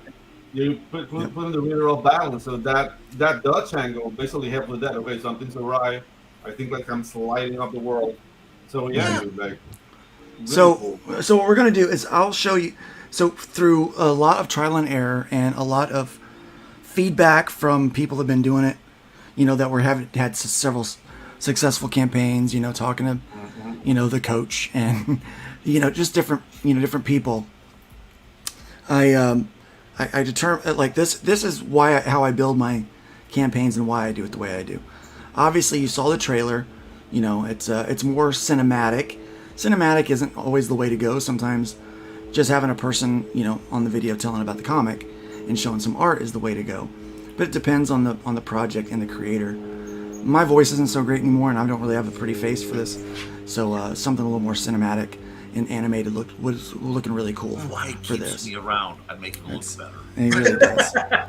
But so I start out with some kind of a card image that is different than my opening image up at the top, so you're getting a juxtaposition of art. You're getting different images, and then you just go in with a really brief description. Some people, like I know Pete Samedi doesn't like to do the, if you like this, then you'll like that, or this meets that. He doesn't like that. Yeah, he wants like a different kind of elevator pitch. Mine is simple. It's like, look, if you like these things, you're gonna like this. I throw in a cover or two, and so in this instance, obviously the cover I'm really promoting is the Preston Acevedo, because beautiful cover he did. I've got two really. So all three of my covers are great. The main cover, which no one can see because it's censored, is penciled by Nitho Diaz. So Nitho is a Marvel artist, and he did the pencils of this. I did the inks, and it's colored by the colorist that is doing Rift Riders, Edgar Tavides. And so it's a kind of a true collaboration of artist on that one. And then the other two covers are just somebody else. And then there's the black cover that we did. So I normally do 3, but we're doing 4 covers on this one. And so I just show real quick all 4 covers so that you can see what you're getting into. Then I go into like the brief little synopsis, like this is what's happening. And then a little bit of, kind of commercial, hundreds of indie comics fans, And then I do 3 to 5. I did 8. 8 is too many. 5 is usually a good number to stop on, because people can read it and get to know they can see your writing style. But finished pages is always good. You need to show the lettering, because I've seen really beautiful pages get completely destroyed by bad lettering. And on this book that we're producing, Out of Obscurity, that's like the final bit. Like, we're working so hard to make sure the art looks good. We want to make sure the lettering matches what's on the page. So writing is good, art is good. We have to make sure lettering is good too. So when you show off your lettering, your finished pages, it creates some backer confidence. So I only did 3 on this one since we've already got a lot of art up here. And then, creative team, sometimes you can go more into that about them. Most people either know or they don't care. I like to show a little better image of the perks, because that little image on the side is kind of small. So I just pop in some images that are, so you can see them a little bit better, especially that statue, so people can get a better view of it. Yeah. Because that's really cool. The statue we're putting together is really cool. And then we have some original art on this one, which is the first time we've ever given original art on the campaign, and then shipped in Gemini. It should go without saying that you're shipping in Geminis, but yeah, it's a must these days. Yeah, it's a must these days. If you're not doing that, you can buy them. They're about 80 cents a piece. Work that into your shipping cost. Hey, by the way, our boy Frog G is in here.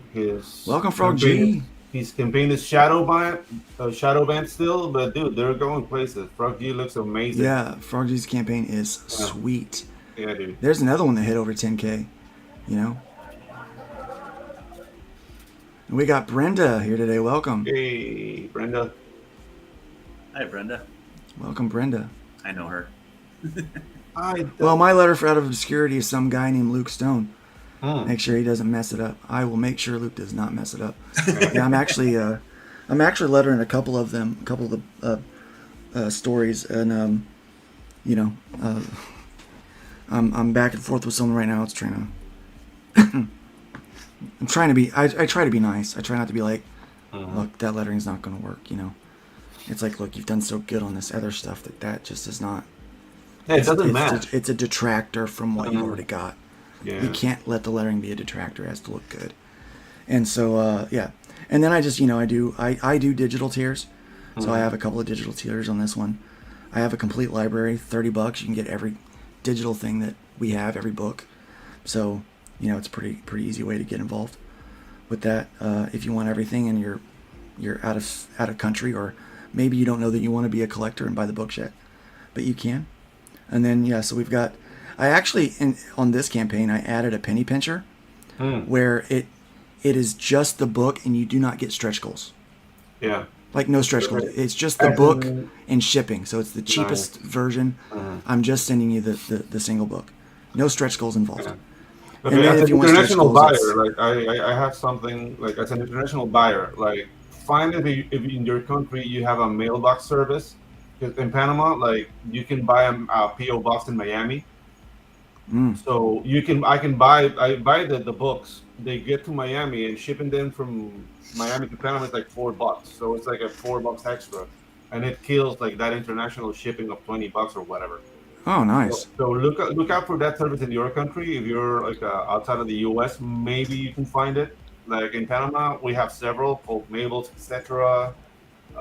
Air boxes. We have like 4 or 5. They're competing, and the prices are great. And that's how I have access to all the CG books, man. All the indie books, for that matter. There are ways around it, man.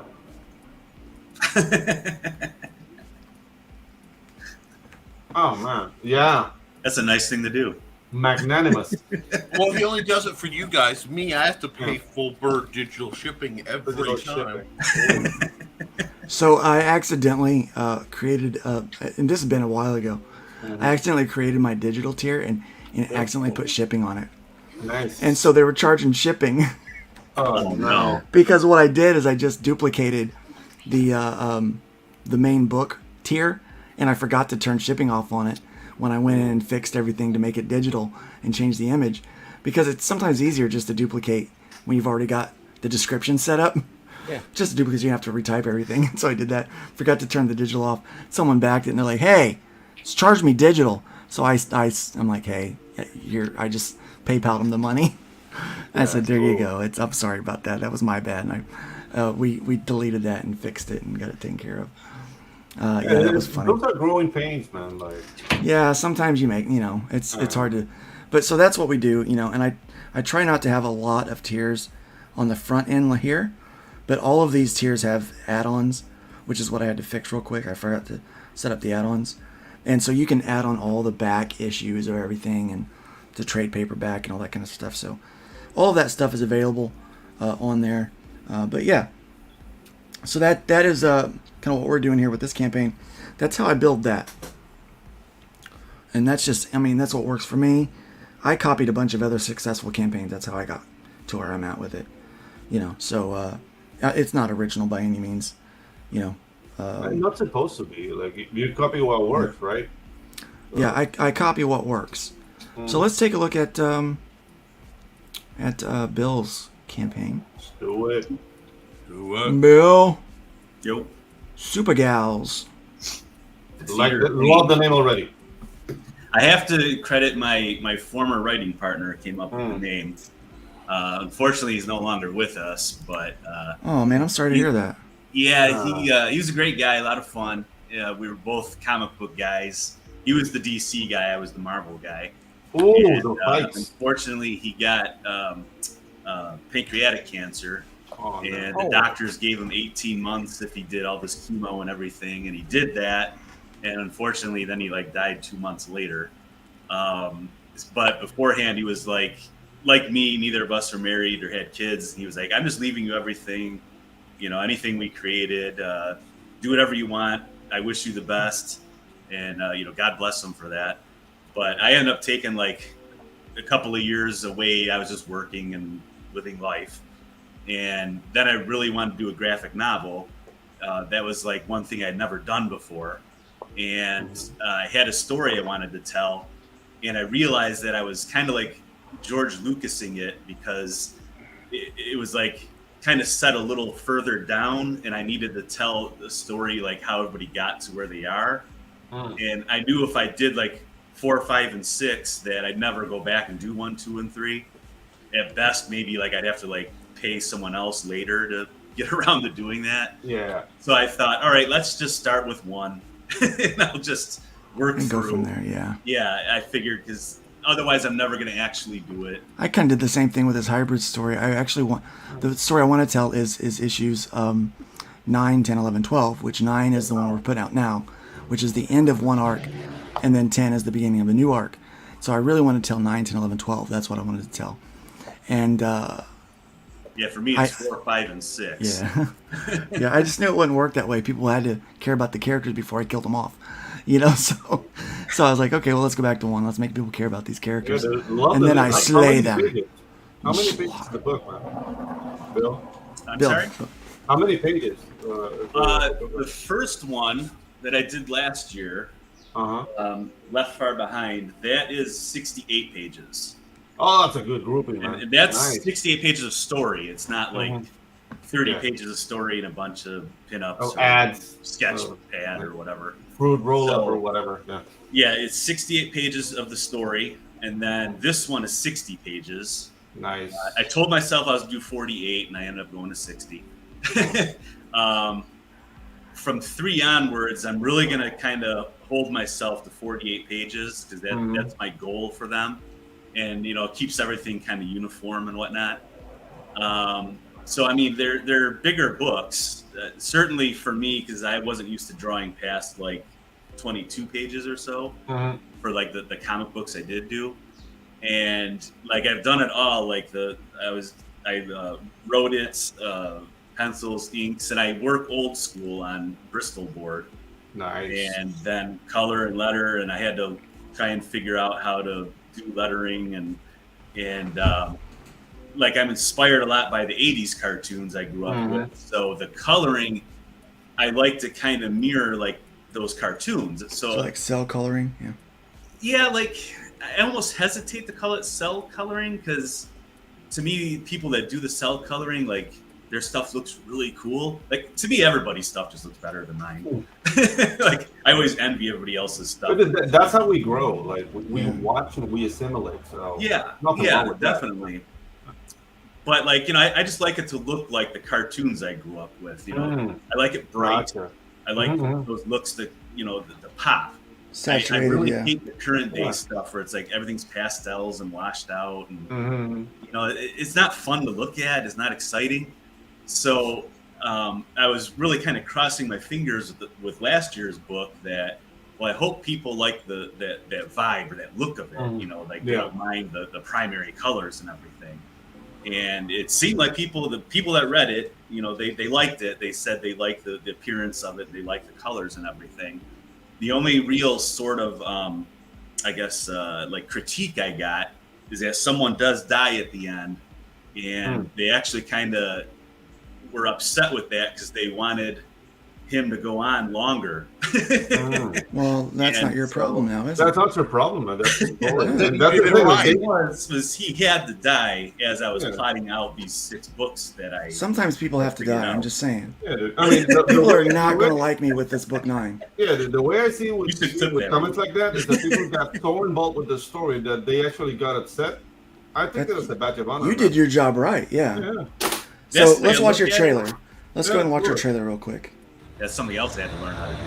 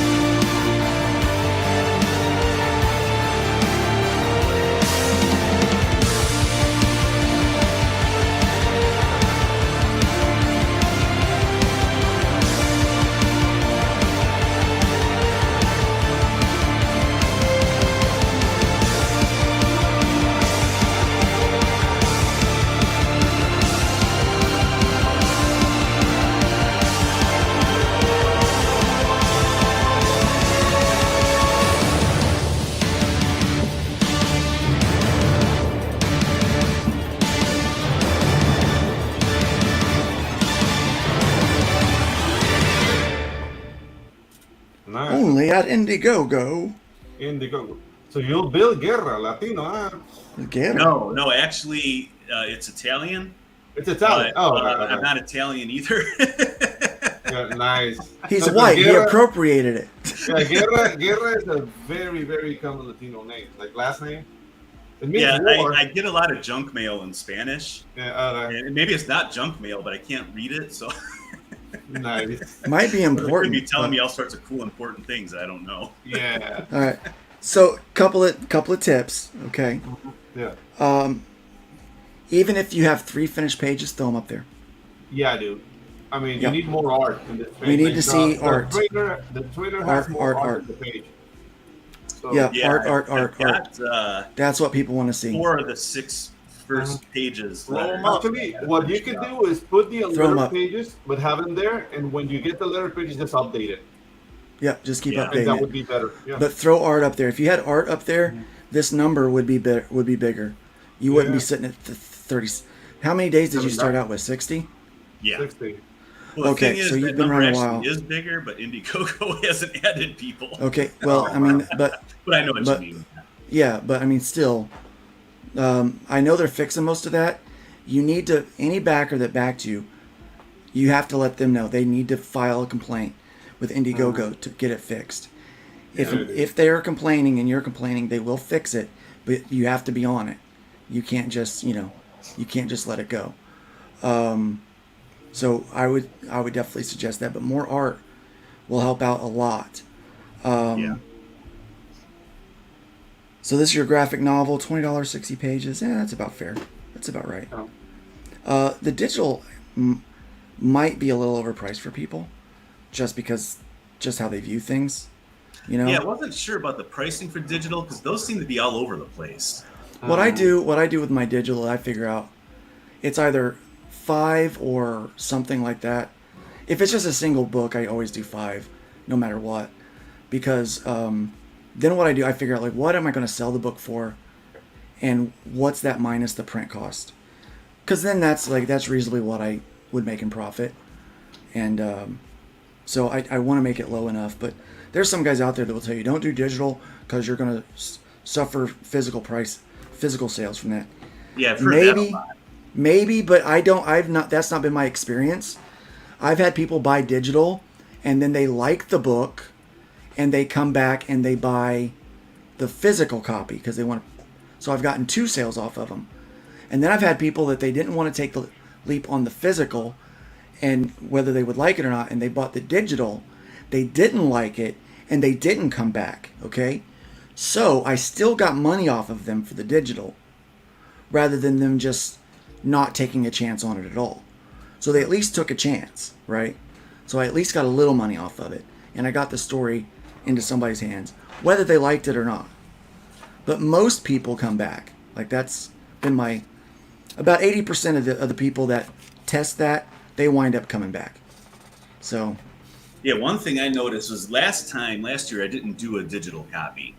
And I was only shipping in the U.S. because, shipping prices going overseas can be exorbitant, to put it mildly. Tell me about it. Well, I was told someone doesn't want to pay $50 for a $20 book, Yeah, I was told I was cheating people by, that I was a thief because I charged $10 shipping on a single issue book that's not fulfilling until next year.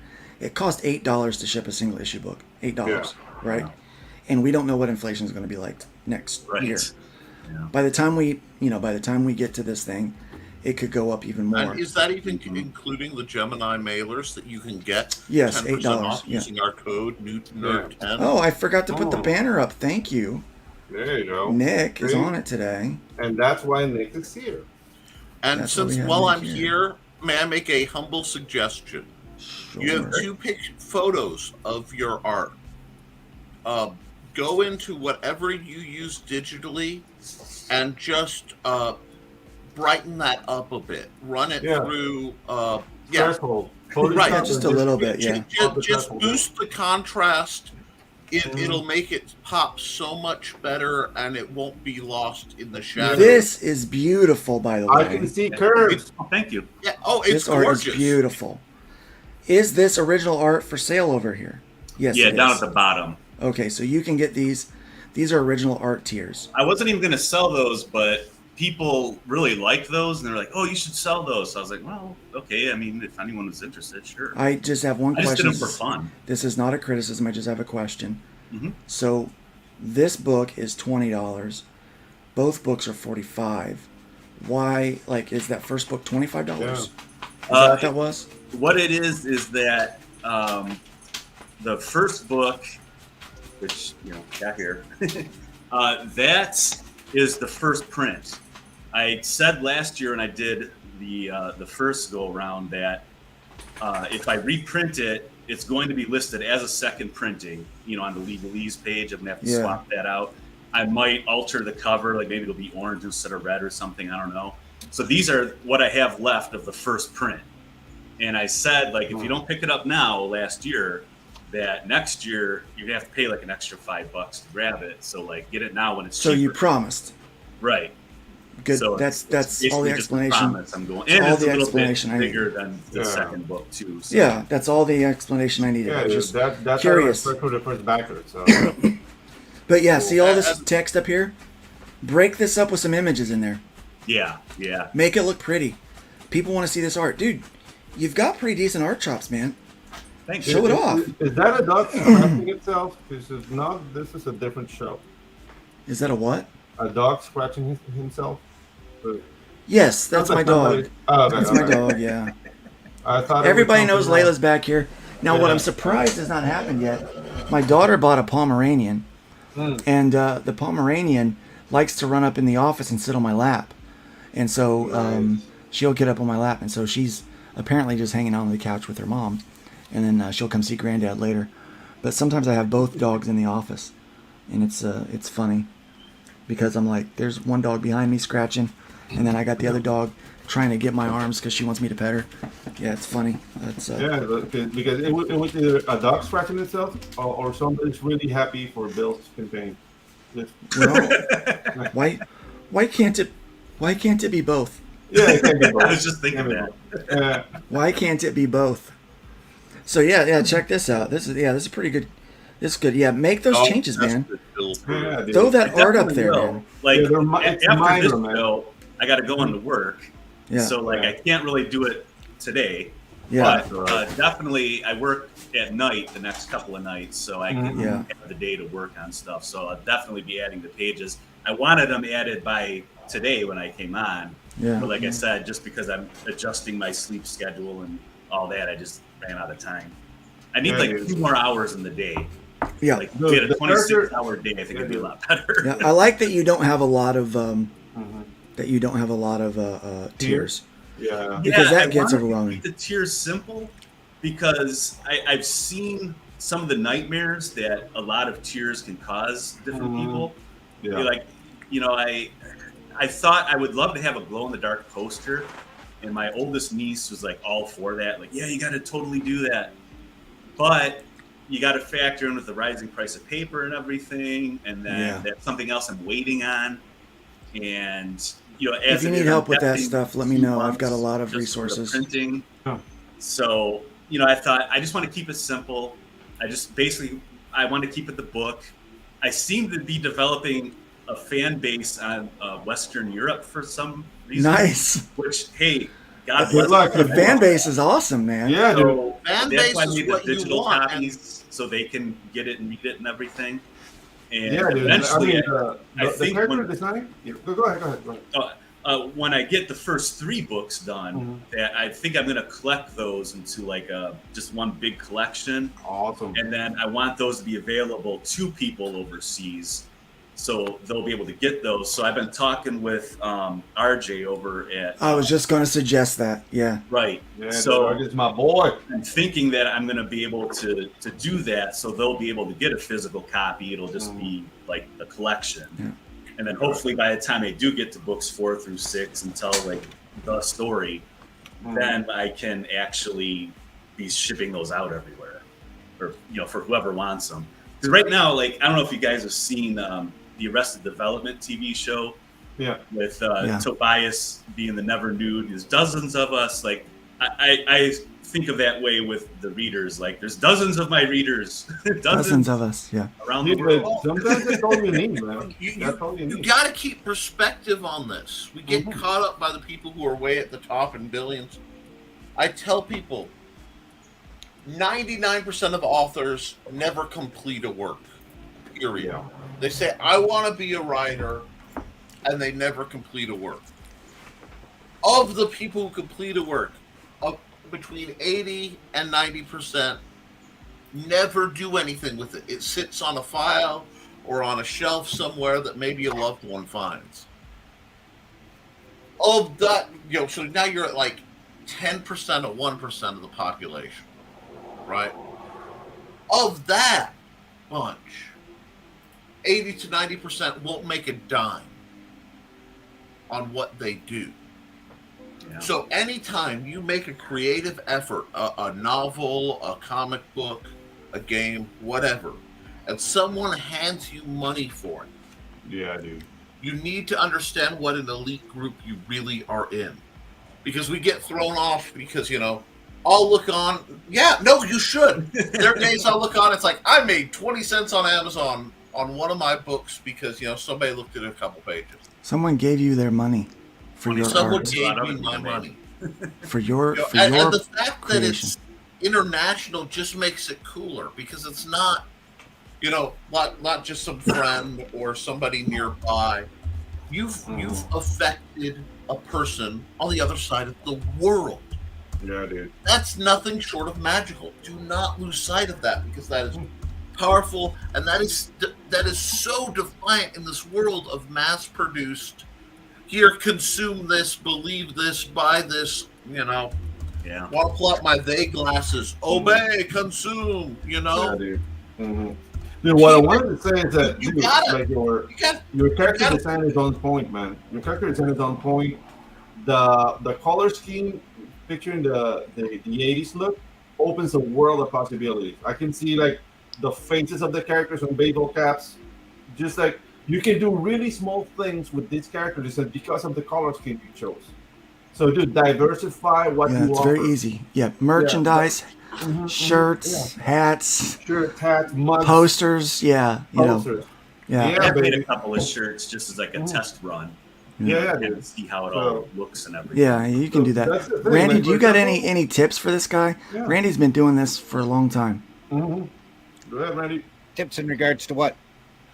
Yeah, how to get out there, like what you need to do. Literally anything. Anything. Give us your wisdom, sage. Say something smart. Oh, nice. Come on, be wise. Give us wisdom. Just need to get out there, do your research, and stay out there, and understand that you're going to make mistakes and stumble, and that you learn from everything. Go out there and read as much as you can, in as many different genres as you can. Decide what's good for you and what's not good for you, and work your story into it. So that's one of the things that I've found so nerve-wracking is that, like you said, we'll make mistakes, but it's like we make mistakes on a public stage. Yeah. Oh, yeah. You do something, you put a book together, you're like, oh, this is great, you put it out there, and then you realize, like, maybe a year later, like, oh, I could have drawn that so much better. Like, but the idea, though, isn't that you can draw it better. It's that you've drawn it, and that's a single, like a panel, like a comic panel, that's a point in time. At that point, at that time, if it's your best work, you don't need to be ashamed of it. Right. You just understand that it's a learning experience and that you've gotten better. And people can watch you grow. Yeah. How do you get rid of that sentiment? Dude, try stand-up comedy. Try an open mic and bomb. Yeah. If you do well, you're not going to learn. You have to bomb, like people hating you directly. You don't die after that. It's like launching my own site Tuesday night. Yeah, exactly. I mean, bombed. I mean, it's like, And, here's the sad part. We finished out the campaign, Rift Riders, with what did we finish out with? We've had another backer since, but we finished out with 10,200. So you're not finished out yet. Yeah, we ended the funding period, the campaign period at $10,221. Awesome. 185 backers, and I couldn't even celebrate that. I was like, dang it, this did not go as planned, and this is a problem, and then the next day I'm thinking, okay, well, we'll just get the developers to fix whatever they missed, and now they wanted to charge me for it. I'm like, it was a bad day. I'm sitting there last night, I fell asleep on the chair in the recliner because it was a bad day.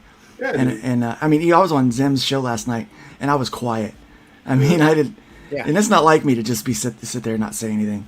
But I mean, I was just stewing. I was having such a bad day, and you know, Beth's on a cruise with her friend, so I didn't even have her to be like, you know, be like, it's been a bad day. Yeah, Give me a hug. You know, I didn't have that. So I was like, it was just, yeah. I don't know, man. I've been doing stand-up for 13 years now, and I'm not that good. Like, I bum a lot sometimes. I do well sometimes. But, dude, the fear of failing, it's gone. And it's so liberating because you're ready to try anything. Like, Well, failure, like the title implies, well, not even implies, says, failure is always an option. But you got to take shots. I mean, and you know what happens is what happens when you fail. What do you do when you fail? You regroup and you say, look, we're not giving up. You know, let's look at this again and make it happen. And I think you'll be fine with that. Now, there is a question from Blue Teddy. Like that old cliche says, it's not that you failed. The idea is that you failed and learned from it and got back up. Yeah, that's how you keep going. And you only fail when you stop, Ben. Yeah. So failure is an option, surrender is not. One other point of advice that I've painfully learned is that if you schlock it out, if you decide that, oh, well, I'm just going to slop this out so that it can come out there and it doesn't come out of you personally, that work is going to haunt you the rest of your life. Oh, yeah. And that's the book that everybody wants you to sign. That's the book that's always going to go under everybody's nose.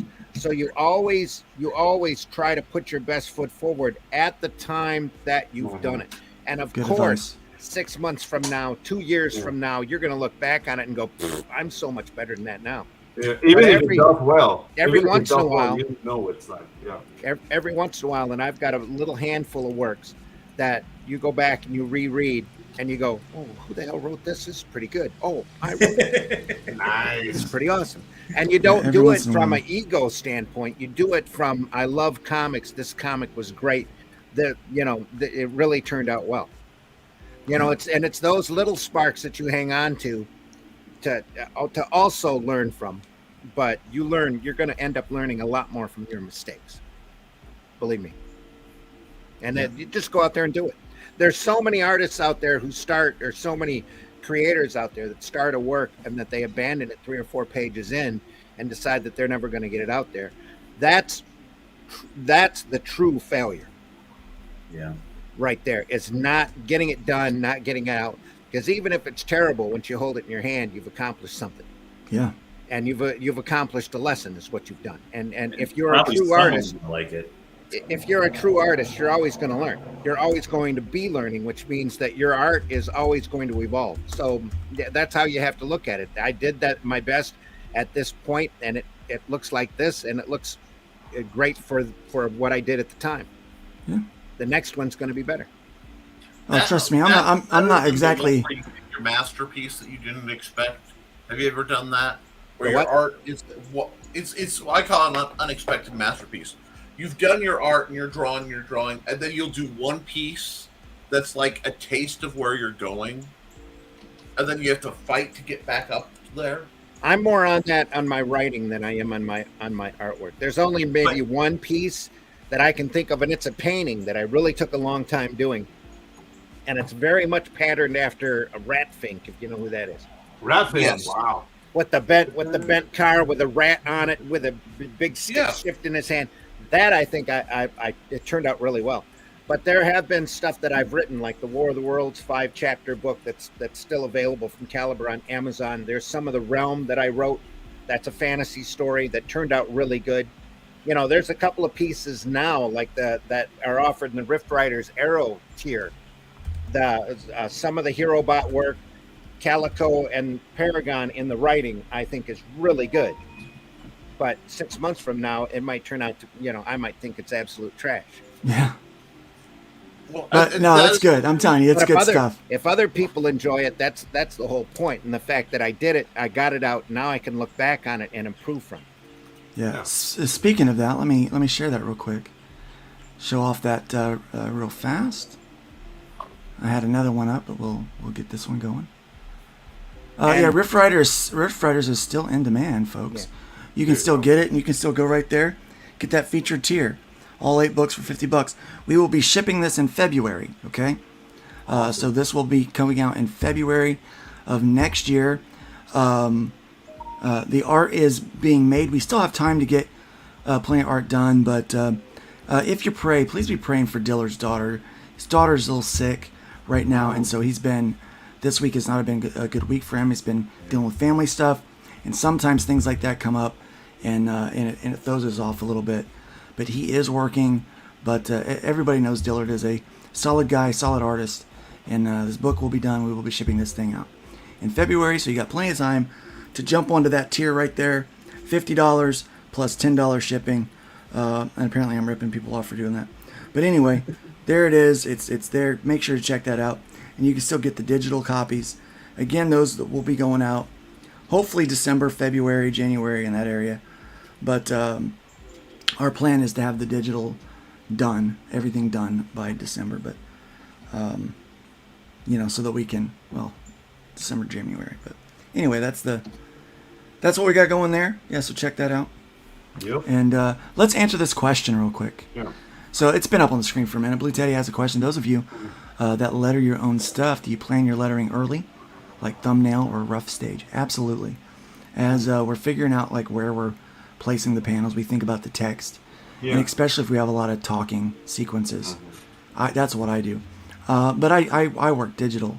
Randy, as a guy who's been lettering for, and I've lettered a lot of different books, and and a lot of different genres, and it all depends upon the project. Because I've got a little monkey character who's kind of a grumpy little monkey named Spank who likes to talk a lot and goes out on different rants. When I do, you got that right. His name is Spank. His name is Spank, the monkey. Yes, and he gets very verbal. And most of the time when I do that artwork, I'll print the lettering. I'll do the lettering first and then do the drawing around it. Especially if he gets particularly wordy, because when I'm going in and doing the lettering, because I wrote it, I get to edit it. That word's not needed. That word's not needed. This can all be pared down to this and that kind of thing. And that's when I really do a lot of the editing, because like I said, he babbles on just like I do. But other times, it's a self-insert, be honest. Yeah, it is. But other times I'll just put little notations when I lay the story out. I'm laying it out in thumbnails and making little notes on the side, just like all of the big pros would do at Marvel, because Stan hardly wrote any of that stuff. All of the guys who drew it back when Stan was writing, Stan was literally working on a legal pad after they had already done the artwork and putting words in everybody's mouths. But these guys who did the artwork were such professionals. They knew how to structure a 20-page story and have it, beginning, middle, and end, and were just naturals at it, because everything at that point was instinctive, especially for Kirby and Ditko. And some of the guys coming in had to learn, like Ramita and Buscema. When they started, they came from advertising backgrounds and started easing in with short stories before they went out to the full stuff. Well, the majority of the time they'll do the artwork and then just put in little dialogues on the side, so Stan knew where the story was going. Yeah, well, that's what they call doing it the Marvel method. Yeah, that's the Marvel method.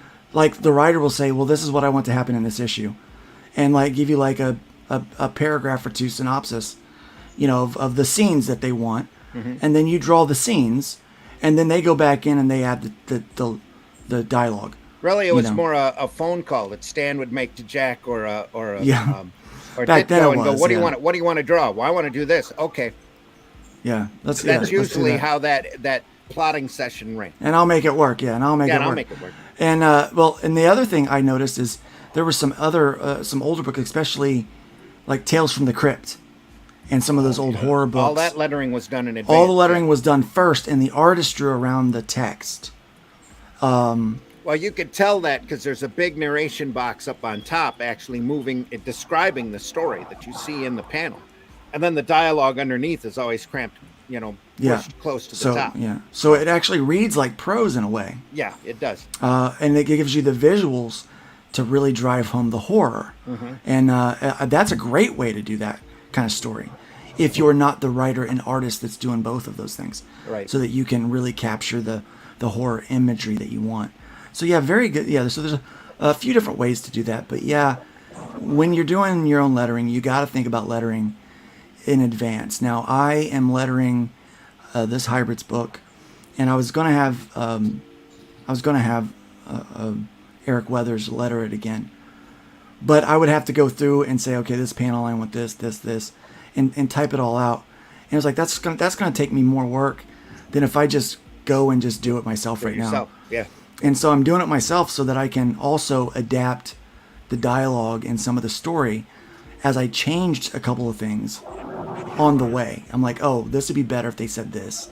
This kind of harkens back to that, so I'll put this in there or whatever. Nothing's funnier to me than looking at a modern comic where the artist has been instructed to leave a lot of room because the character is going to make a large speech here, and then have him say 2 or 3 words.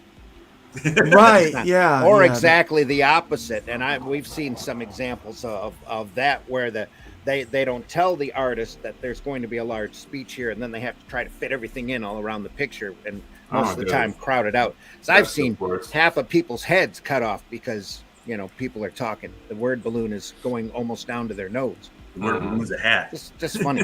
Yeah. Ooh. Or that one Marvel page where they're. Oops. I need to know where that's from. I would love to know where it's from. That's risque. Whoa! Talking about PSI. That's got to be from National Lampoon there, because that looks like Neil Adams' work. Yeah. Oh, Neil man. Neil did a lot. Somebody's of a stuff for sprayer. National Lampoon. Yeah. Way to keep it highbrow, Luke. Yeah, watch it for Pete's sake. Still better than this. Yeah, man. No, what's the one where there's like I think it's Magneto, and even he's Harley's about still better than 2 that. inches tall, and the whole page. Don't we love it when our superheroes muse about Twitter at a cafe? Dude, this is so boring. It's so bad. Boring. Art's pretty though. More so than The art's bad. pretty. Yeah, the art's pretty. Yeah, more so than bad. The sin is boredom.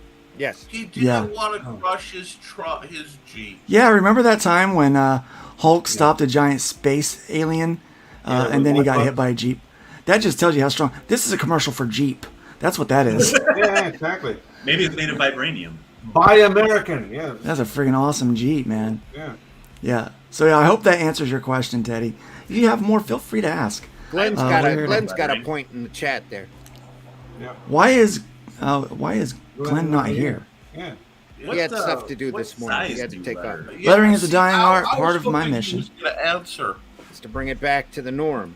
I letter all my own pages using my beautiful Ames lettering guide. Good discipline for an artist. I actually, you know what? I've listened to Glenn and Randy. I've bought I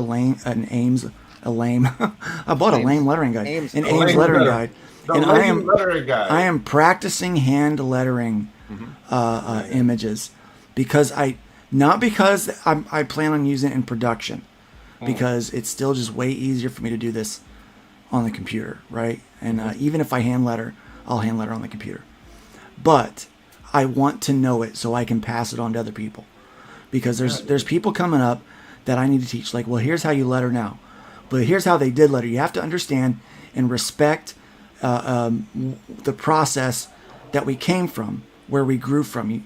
I always believe that, even as a digital artist that draws on the computer, I still believe you need to know traditional tools and how traditional tools work, because you have to have a respect and an honor for those things.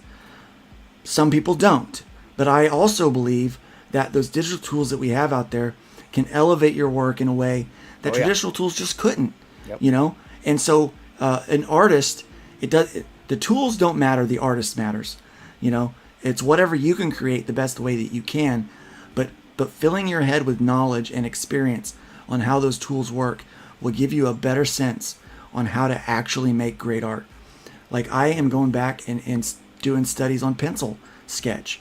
I'm finding new ways to get the techniques that I would digitally with pencils on, with being able to erase and use different textures and all those kind of things just for my pencil sketches, because we're always learning. Yeah. Whoever shuns traditional tools deserves a localized EMP on his house.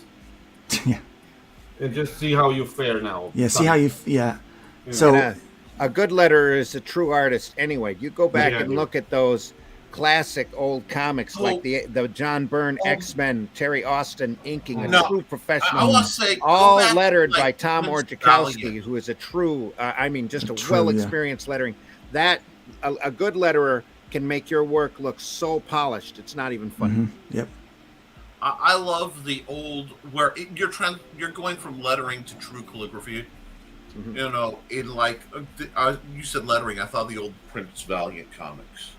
You know what I'm talking about? Where it's the drop letter is this beautiful, work. It's the first letter is a work of art, right, in and of itself, and it just the way it flows. Well, the cool thing about Prince Valiant and Hal Foster, and if you ever get a chance to see an original of one of those in a museum, I always tell people to go because it's bigger than you can ever imagine. Because Hal Foster sat there, he was able to take a whole week on a Sunday page, and he did. And you can see it, all of the love, all of the detail, all the hand lettering, the calligraphy, everything on there. I think the only thing that he pasted in was the masthead, the Prince Valiant masthead, which was a small ribbon along the top of the strip. But everything else in there, Hal did by hand and did incredibly well. And if you study, because recently I've been on a digital painting kick. They happen. I have to make thumbnails for my show, so I take that as an excuse to do different things artistically as a practice. Because it really doesn't matter for Nevermind the Furthermore. It's whatever, if I'm going to do photography one day or something like that. Hey guys, I got to take care of something real quick, so I might hop out for a couple of minutes. I don't know, like it's. Oh yeah, we fully understand. Yeah. So hey, I would like to show off something else this morning. We had on Steve last week, and we're going to be working with Steve more. He's a great guy, but he's working on this project called Rocket Mission #2, and this is a really cool magazine that features artists and creators and writers and publishers in the indie sphere, and kind of shows a spotlight on these things. This is something that we should have, I think, like every month. Would be nice to have this thing out. It'd be so great to see that. But we got to get this guy funded, okay? It's 79%, 19 days left to go. 75 backers. He needs 5,000. He's almost to that $4,000 mark. Let me show this trailer. I want you guys to see what he's working on. Rocket Magazine, built to propel indie comics into the stratosphere. A modern ode to publications like Wizard, Epic Illustrated, Alter Ego, and Heavy Metal. Featuring Billy Tucci, Dan Fraga, Andy Smith, Peter Cimetti, and Mark Polk. Additional content from tutorials to previews from the Barton Brothers, Crowfire Studios, Kier Covington, Dean James, Rob Arnold, and many more. Become a part of the mission.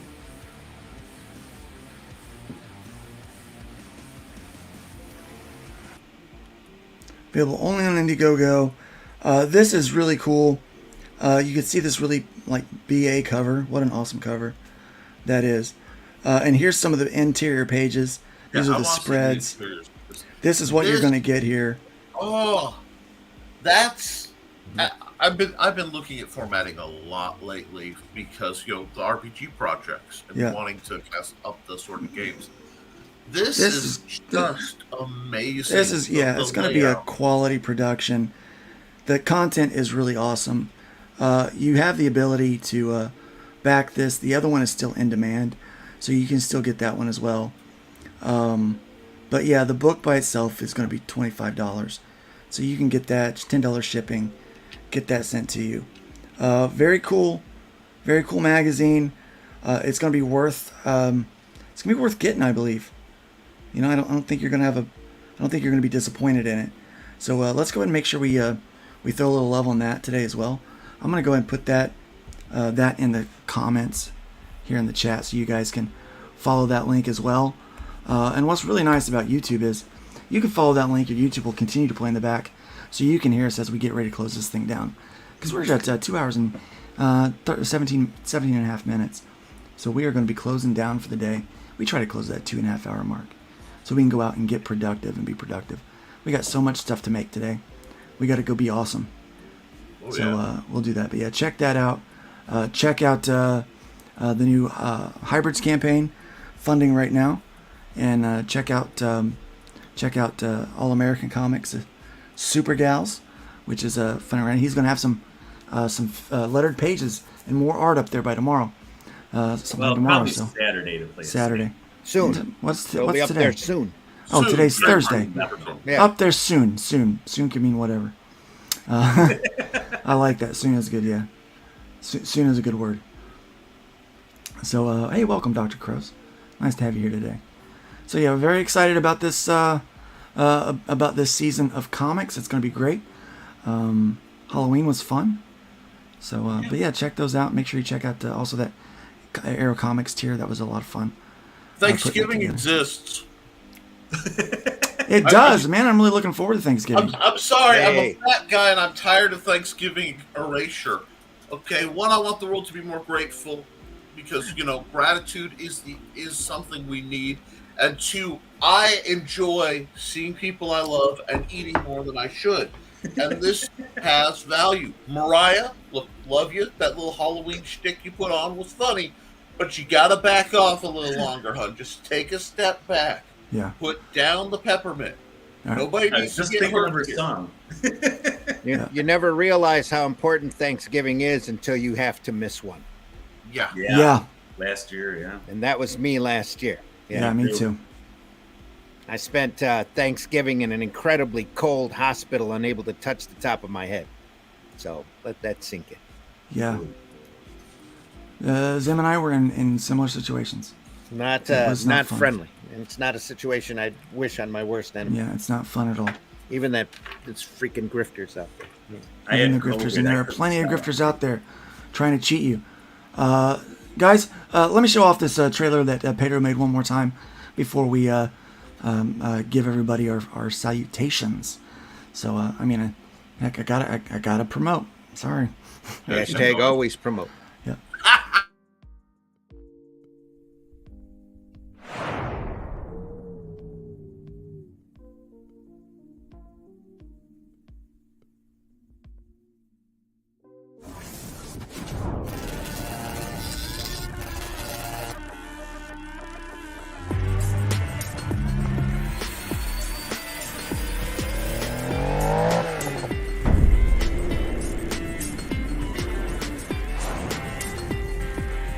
We know our enemy.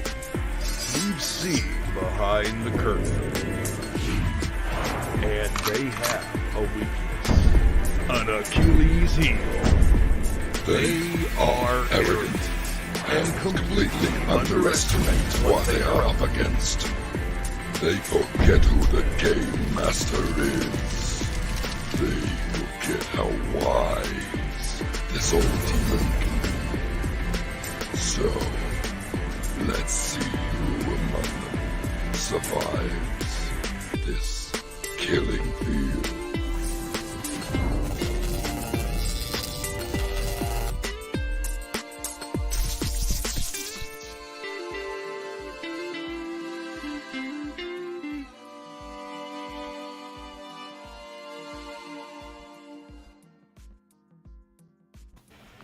That looks There you go. Great job on that trailer. Oh god.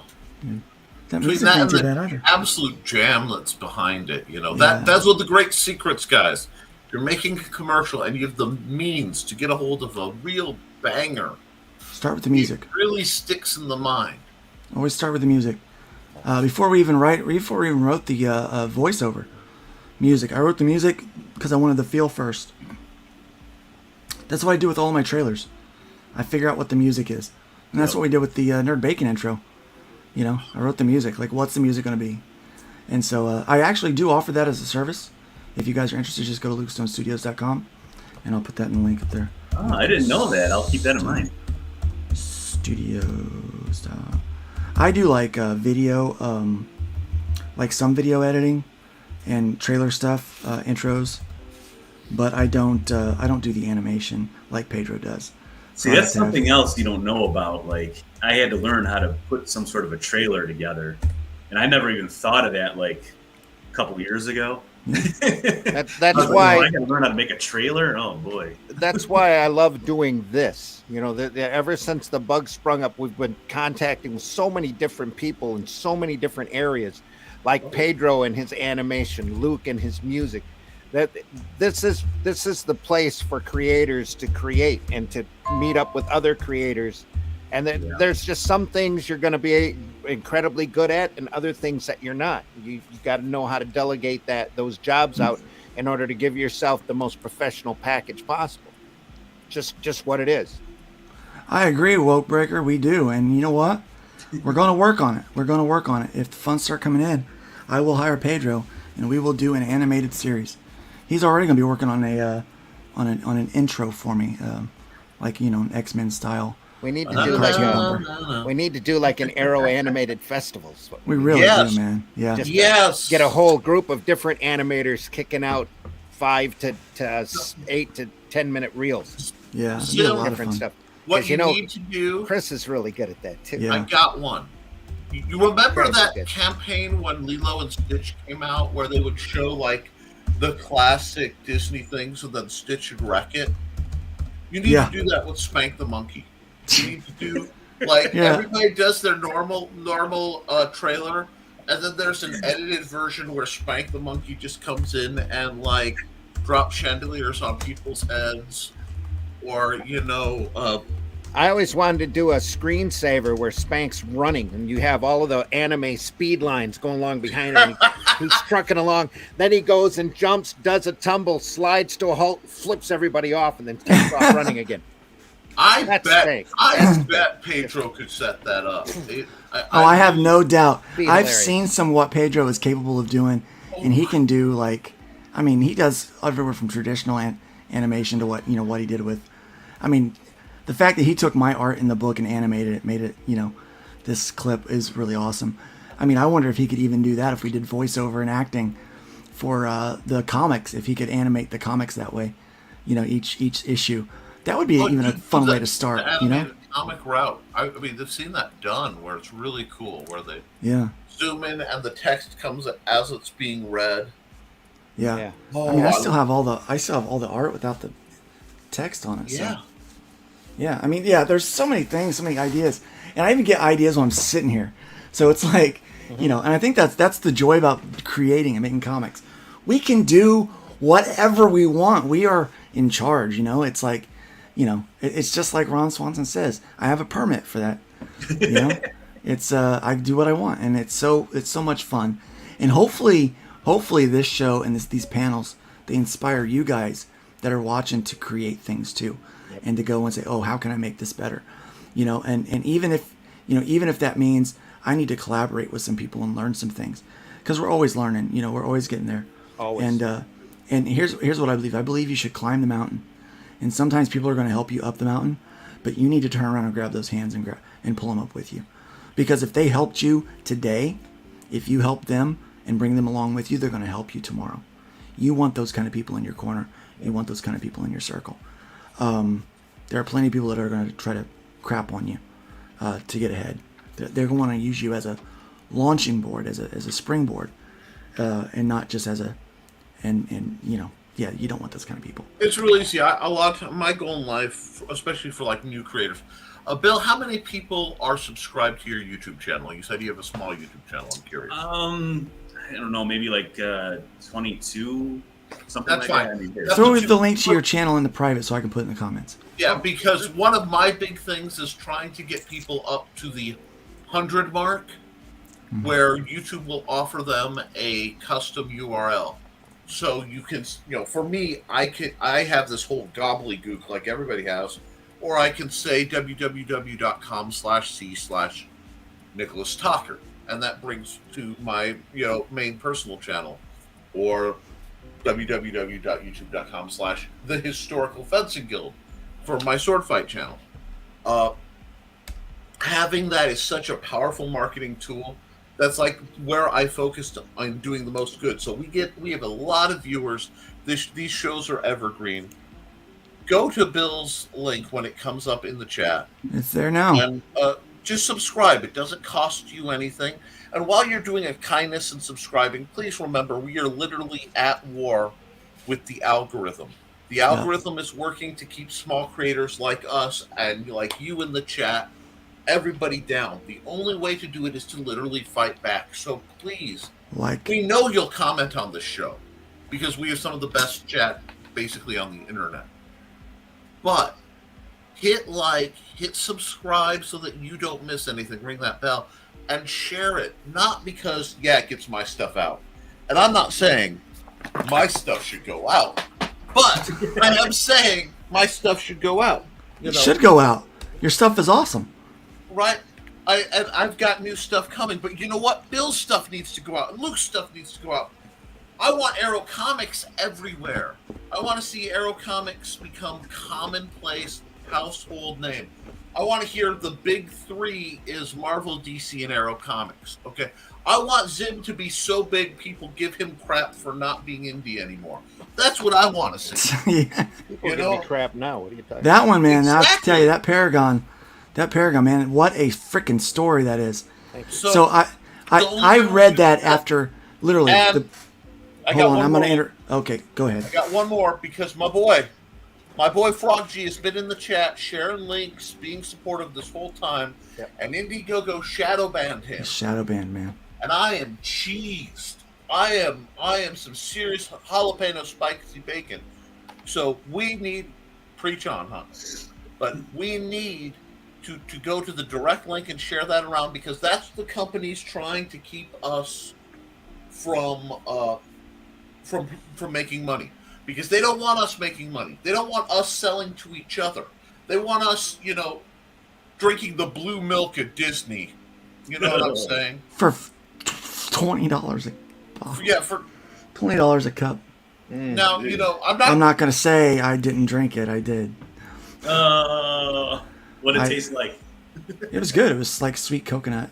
And you know what? It's coconut milk with a little blue food coloring in it. Yeah. If you want it's delicious. Mainstream products or slightly mainstream products, that's fine if it's good. But get it used at Ollie's. Yeah. Now, see, I mentioned a title, and my wife went, "Hey, I actually like that comic book." And while I was off, she went and got me the title that I talked about earlier, so I could show folks. Yes, this is Disney. Yes, this is Marvel. Yes, I paid $3 for it at all. Hey, it's a good story. I gotta be honest, I read it too. It's a good story. It's a good story, and I'm recommending it because it's good. I will recommend adventure a story. Plus, it wasn't superheroes. So, while I love superheroes, we all love superheroes. Everybody here has done stuff with them. Don't feel constrained, and do your stuff. Share each other's works. Anytime you see a show like this, remind people to share. I get in the chats. I'm like, and like, share, subscribe. Like, share, subscribe. Yeah. We need this. We're at war with mundanity. We're at war with conformity. We're at war with an oppression of ideas. And I would rather have ideas I disagree with out there than I would have people feeling that they can't put what they're about right on. Yeah. Don't be a nerd. Yeah. Have some hickory maple bacon is good stuff. Trust me, I'm a fat guy. That's why we do this, Wolf Breaker. Involved. That's why we do this, to answer questions and to help spread the love and information about this art form that we love so much. So. Yeah. Like I said it earlier, man, I'm not kidding. When you fall in love with this, man, it gets in your blood and you cannot stop doing it. It does. Like, it's not a, you'll go broke to do it because you have to. Yeah. I mean, it's worse than meth. I mean, it gets you, it hooks you, and it's. But you keep your teeth. You keep your teeth mostly. If you're good, if you're careful. The big thing is to keep your health because you're sitting in front of that board 24/7.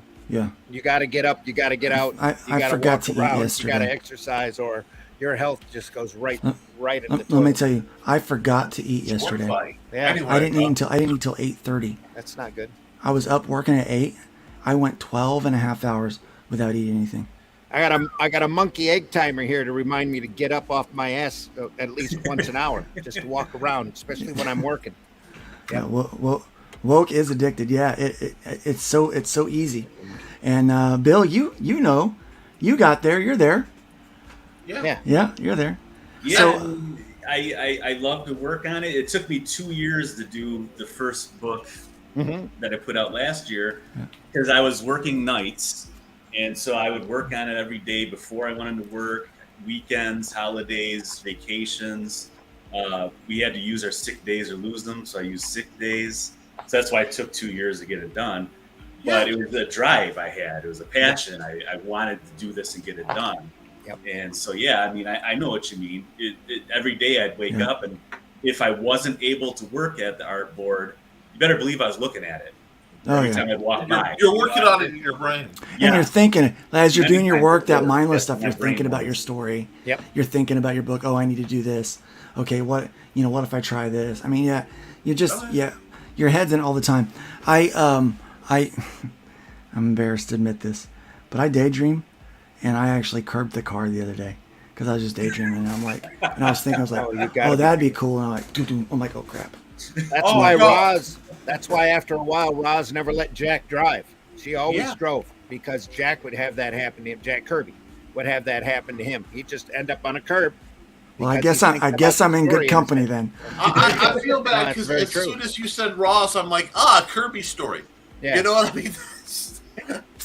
But how cool is it we have somebody who's on their second book, right? Yeah. Yeah. Sitting next to on the same screen as somebody who's been doing it longer than some of us have been alive. Yeah. Yeah.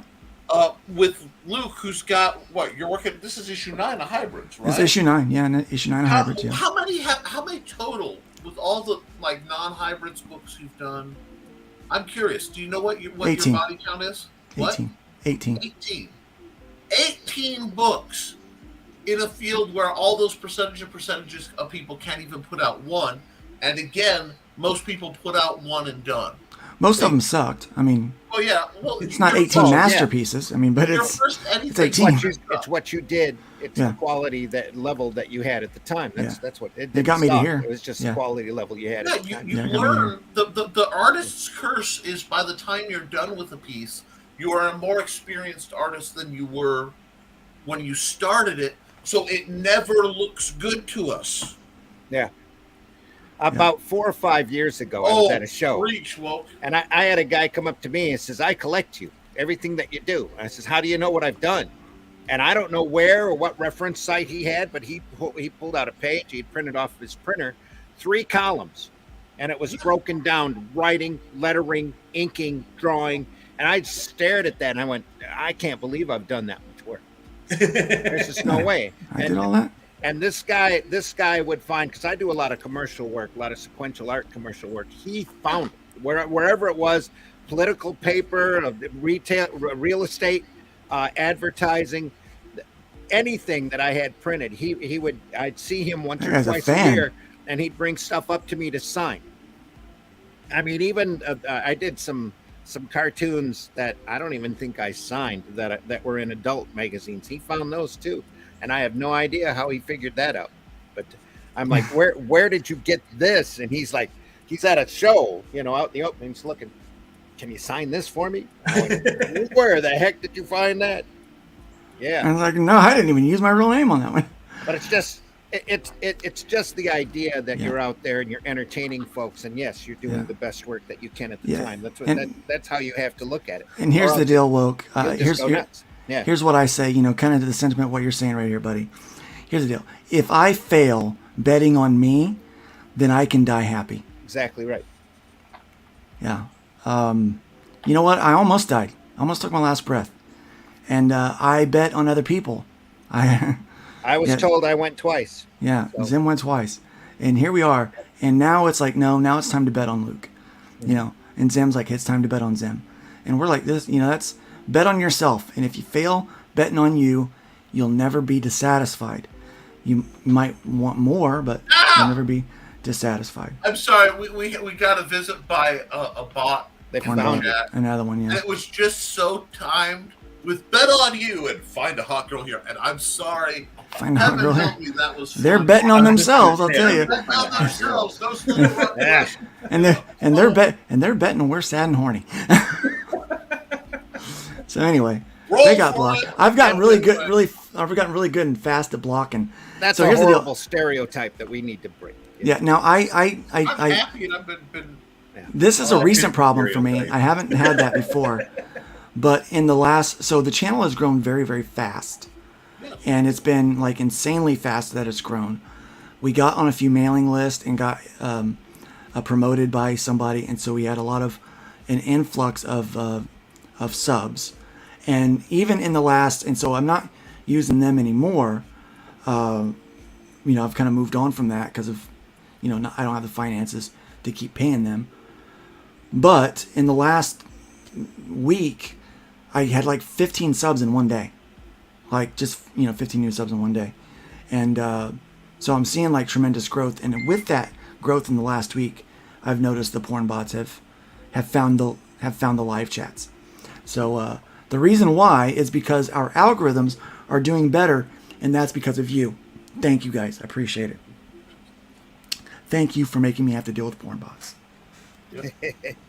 Yeah. We should do a challenge: pencils and inks and lettering on paper. Let's see who can do it. I could. I have. Well, yeah. Probably we all have. I could do it. I wouldn't win. So. Wait, Glenn. You are on a program. It's one of my favorite programs online called Sketchy Saturday, where you sit often with some of the greatest artists I've had the pleasure of knowing, and create some amazing stuff. It really is a master course for anybody who wants to learn more from some real legends in the field. Reach out to them and set it as a challenge. Yeah. Get the new guys who come on digitally, set it down. Make it fun. Everybody has to use the same size paper. So either like regular 8.5 by 11, cheap office paper, or an index card or something. Set a timer and do a few frames. Just here's the deal. I'm up. about to say something incredibly arrogant. Give me 3 months so that I can be good enough to beat you.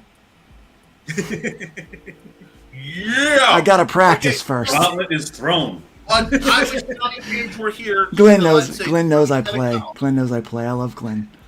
No, that's fine. It is November 3rd, so that makes it February 3rd. By February 3rd. By February 3rd, Luke and Glenn can have a draw. I'll have it down. Live 2-frame.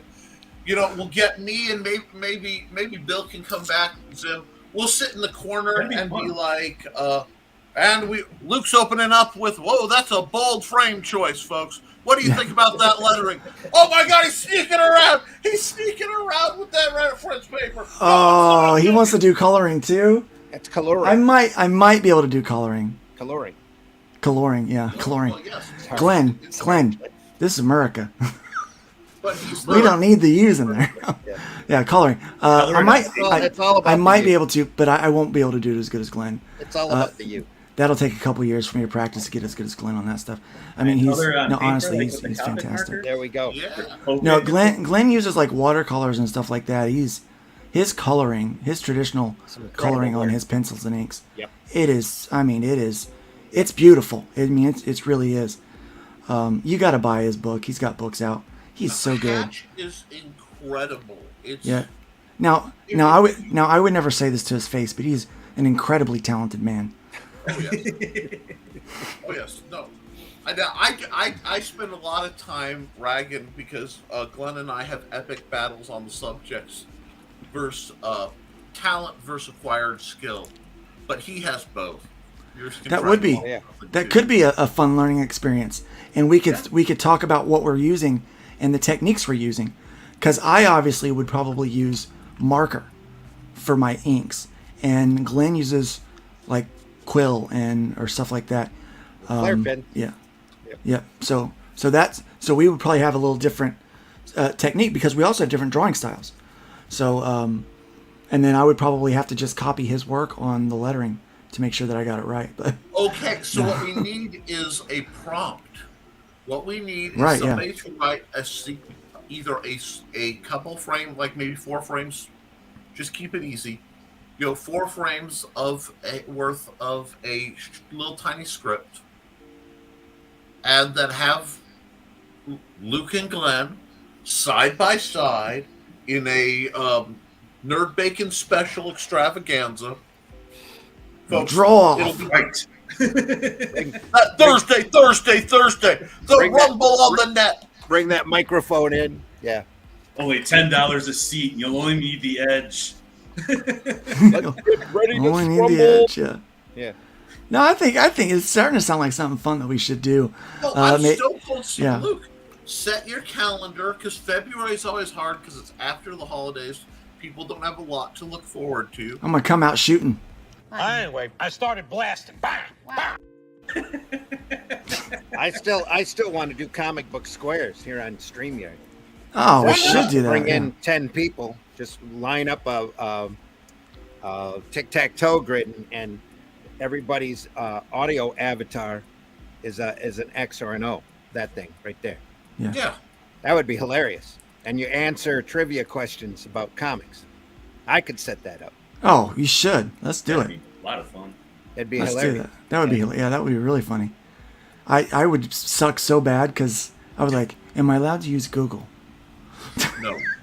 Absolutely No? not. Okay. All right. Then who? See, here's the thing. I don't remember names of like artists or letters or any of that stuff. I just don't know like remember names I just of recognize the friends' work that I names. like. Yeah. But I'd be like, is their name? That would be a great challenge too. Google Just stick snot. a panel up there. Who drew this? Boom. I bet you I could do good at that. Oh, that'd be fun. Let's do it. Let's make it happen, guys. I think it's Flying Feline does a trivia show, and I used to be on it all the time. Because you can Great rotate fun. one person in and out and have them there and have the narrator, pop a Oh no, question. Randy has to host. He Bring the doesn't get person to in. play because that wouldn't be Well, fair. I'm creating. I'd know all the answers. I'd create the game. Yeah, see, So, yeah, that wouldn't because be fair. Glenn Randy would win. That's why he's not playing. He's Yeah. setting it up to watch other stuff. Yeah. That's Somebody asked me a comic book question about something. I said, I don't know that, but you know who would? I said Randy is like an encyclopedia of comic knowledge. Like he, I just love it. That's all. dude, you should do little shorts of little trivia. Way better than that comics tropes guy. But do like, hey, comics trivia. Did you know? I can't tell you how often I've thought about doing a parody. Just do it. I'm serious. Hi. Look, Speaking I'm of writing polling, content for your channel already. Do a. Did you know? Did you know with Zim? Yeah. Yeah. Oh, hi. Speaking about people with heads up there, let's talk about this. Yeah. that would be great shorts. Just film like 50 of them. I've got the someday. colorful shirt. I can do it. Put the fake little pin gumball, whatever machine back there, and just make up names. So and so's gonna get a Tamagotchi of whoever. Yeah. Let's have Elon Bird platform. Yeah. Yeah. At Luke Studios from Three Voices. Yeah, Luke Stone Studio. You can follow me at Welcome, Randy 24 Smith. Eyes. We're just getting ready to end this thing, There and we are. you're in just in time for the outros. There we are. He came for the song. Wait, Bill, are you familiar? Have you watched the show before? I watched most of last episode, Okay. and He I hasn't seen the watched ending. one of the nighttime shows, like what I could when Yeah, I was. Nerdcap's a little different. A little lower energy, a little more, and sometimes it gets a little more blue collar. We're not so hard about the language. My co-hosts are just blah blah blah. It'll come out. They'll speak in tongues if you know what I mean. And but it's still a lot of fun. All right, well here's the deal. We're gonna close this thing down. You're gonna get ready to see how we end this thing. So first off, Bill, tell them where they can find you and give them any last pieces of salutations that you might want to drop on them. Sure. If you want, you could follow me on Twitter, but I really don't post a whole lot there. I probably should. But what is my name on Twitter? I hear it's safe now, so it's okay. Don't be Yeah, afraid. right. Safer, yeah. Gina It's Carano's better. actually Have back up trouble there. on Twitter, really. I'm what am I? I'm at American Bill 74, and it says All American Comics, so it's me. And the links for the Indiegogo campaign is in the chat there. You could look it up. It's the Super Gals Theater of Pain. And what was the other one? There's my YouTube channel, which is All American Comics, and the link for that's also in the chat. And I have one fan in particular who's really been not bothering, but he's been after me to do more videos on YouTube. So I got to start making more. Gotta do it, yeah. I'll be honest with you, the YouTube thing is so tedious for me. I love doing live streams. These are fun. Yeah. But pre-recorded videos are just. But here's Glenn's work. Glenn, this is all traditional, done by the very talented Glenn Fleming. Watercolor. I like that. Watercolor, very very beautiful work, right? And yeah, so that's what you get with Glenn. So I don't know that I don't know that I could even come close to challenging Glenn with colors yet. I use Copic markers, and I'm pretty decent, but I can't quite pull off that watercolor look yet. Many decades of using the tools. That's, I need more practice on that. I love you use Copic markers. I use they used to be called Bic markets. Well, they're not real Copics; they're the fake ones. I mean, it's not real Copic markers. I can't afford that. That's ridiculous. Look, if it's not from the Copic region of Japan, it's just sparkling Sharpies. Yeah. Zim, where can they find you? I'm over. You can find me on Facebook under my real name, or over at Twitter under Randy Zim, Zimm. You can follow me over there. I'm not over there very often, like Bill, but I'll probably be over there more often because Facebook's getting worse and worse. It looks like. But anyway, you can find me over at the Indie Comics Network here on YouTube. I do 3 shows a week. I just did Zimcast, which is Wednesday nights at 10 p.m. Eastern Standard Time, where we talk about the business from a little bit of an opinionated point of view. And then Friday morning, usually Glenn's there, Russ Leach pops in, Charles Santino does every once in a while. We do Comics by Night at 5 a.m. Friday mornings, Eastern Standard Time. That's 2 a.m. Over on the West Coast. But we talk about the nuts and bolts of putting comics together. Tomorrow morning, we're going to talk about building your own IPs. So, and then also on Sunday mornings at 9 a.m., it's the program I love the most. It's called the Sunday Funnies, and we talk about the comics, the stories, the artists, the sequential, everything about sequential arts that we love and that inspires us and keeps us in this business. It's a great positive show. We've done shows on different comic formats, on different artists that we love, and this week we're going to try to focus on those great comic stories, the ones that we read when we were kids, or that really got us into this business, that were so good and so well done. Not really our stuff, but everybody else's stuff that it really inspires us to do the best work we possibly can. If you want to see some of my writing work, Glenn does a magazine called Comics Unlimited that's available over on Amazon. If you get Comics Unlimited number 10, which is available now, that's got a start of a series that I'm doing over there on the history of Arrow Comics, because we're Arrow Comics 4.0. So issue 10 has got an article on Arrow Comics 1.0. Issue 11 has an article about Arrow Comics 2.0 and all of the stuff that happened to us in between that. Then number 12 will have an article about Arrow 3.0, which we ran back in the 90s and early 2000s. Issue 12 will have an article about Arrow 4.0. And we're going to cover the entire history of Arrow Comics, because Arrow has been around since the early 80s, and it's always been a creator-owned company, and we've had so many great people come in and out of this company that it's worth noting, believe me. I hope you enjoy those articles. That's over in Comics Unlimited. You can also get my book, War of the Worlds Infestation, over on Caliber, which is a 5-part miniseries that's bound together into a graphic novel, available on Amazon. War of the Worlds Infestation. I'm really happy with the writing on that book. The artwork was done by the great Horace Odenthal, who's a fantastic sequential artist out of Germany. Let's see. Did I forget anything? Arrow Comics 4.0. That Rift Riders campaign has an Arrow tier on it. 8 great books for $50. Those books are incredibly well printed. 32 pages in each book. Just some fantastic titles, wide range of genres.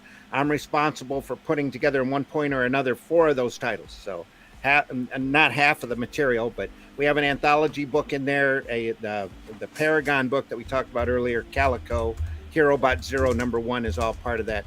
That also includes the Rift Riders book that the campaign is all about, and the Hybrids #1 book as well. So go over there and enjoy that. And look for Arrow Comics 4.0. We're on all of the social medias. We've got a link tree.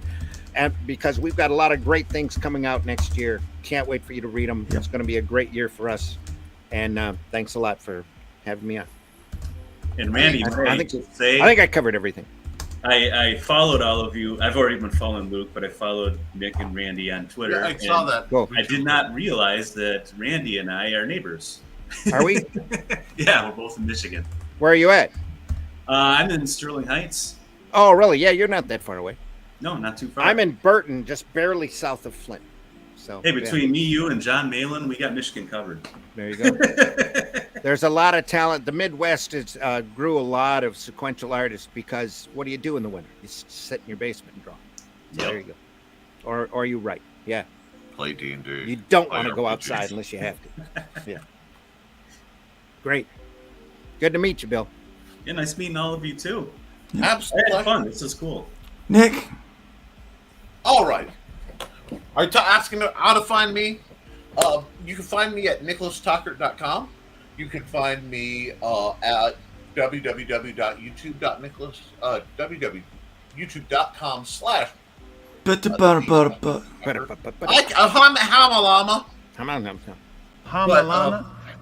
Lana. There we go. I had to get that out of my system a little bit. I'm not a smart man.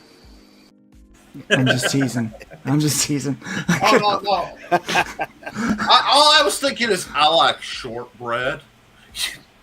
I like. I took that one out. Oh, did you? Okay. Yeah, I don't have that one in there anymore. I need to put that back in. Tragic. I really like shortbread. Like, what is that all about? I'm a little scrambled because I've been on DeviantArt as a gallery site for 18 years. And last night I actually paid for the first time for a membership. So I'm going to be doing some pay services. Because I'm trying to invest in my service. And I may be doing commissioned art. I have to iron it out before I can give the full announcement. But I want people to hear first that some new stuff was coming. Speaking of new stuff coming, I am planning 3 more publications this year, being the my art and short stories book that hopefully could be out as early as tonight, a rapier fighting manual, and then I have something very special that I'm not going to talk about just yet, floating as the third. I may do more. My goal is always to have 12 publications a year. I rarely hit it. But having a goal that's just out of reach is sort of the carrot that pulls my donkey self along. Ooh, that sounds weird. He pulls his donkey self along. Yikes. That's what she said. 20 years. In 4 days, it'll be my 20th anniversary, and I've got no complaints. So I must be doing something right. What a story, Mark. But what I'm really super excited about is the coming Hybrids RPG. Oh man, that's gonna be so awesome. That's coming out. The sequel to Storming the Gates of Heck is in the works. Yeah. That would be the quick play that we did. Yeah. Really great adventure. Part 2. Yeah, Can't wait. Can't wait for part 2 of that. Part 2 is in the works, and Luke doesn't know it, but I have the overarching plot for a part 3. That's because you got to at least do a trilogy, and it's so tongue-in-cheek because my humor infects my writing. I can't help it, and I just have a great idea. So Luke, after this, I will tell you what that is because I've been planning it for a while. But let's come out. We are partnering with Steve. Yes. Who did the layout work for Rocket, and he will be doing the layout and pre-press for the RPG. Yeah, so we're very excited about that. So I'm looking forward to that, and using the Base Plus 2 engine, I am designing a fantasy version because I'm tired of people saying D&D and RPGs. When they main or tabletop role-playing game, they just say D&D. They don't deserve that right anymore. No, they haven't listened to the fans. They've made stuff too expensive, and when I get going on my independent streak. Brother Love pulls up the soapbox and gets up and says, "We do not need to be dictated to by the big corporations. No, my friends, rise up and create your stuff with purpose. draw and write and put it on paper because you can edit it, but you cannot edit a blank page. Can I get an My amen? gosh. Amen. Somebody preaching. Preaching to the choir, and that's who needs to hear it, folks. So, oh, blessed amongst the creators, you who boldly walk out into the wilderness to avoid the temptation of the mouse that leans on above us all. There we go. All right. Well, yeah, that sounds like exciting stuff. Guys, check out Nick. I'm Luke. You can find my work at lukestonestudios.com. Please check that out, lukestonestudios.com. There's a link to Rift Riders and The Killing Field over there. Check that out. The campaign is live. I am once again coming to you and asking for your money. So please help me out with that. And, but you give something else for it, not just another campaign that fails. Yeah. Ayo. Oh. Yeah. Check that out. I really do appreciate any of the support that you guys give me. You guys kind of fuel this creativity and keep me going. I really appreciate it. And remember, build up more than you tear down. There's too many people that are demolition artists out there. We're trying to build something, and when you build something, it takes time and it takes effort. So build up more than you tear down. Leave the wood pile higher than you found it, and by all means, Let's be careful out there. Let's be careful out there.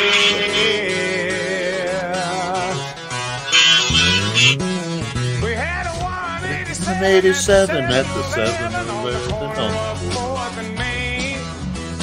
Two Caucasians of the male persuasion put a bullet through the cashier's brain. Moving on, I see it 211, half a dozen 459, 218 W's a GTA, several miscellaneous crimes.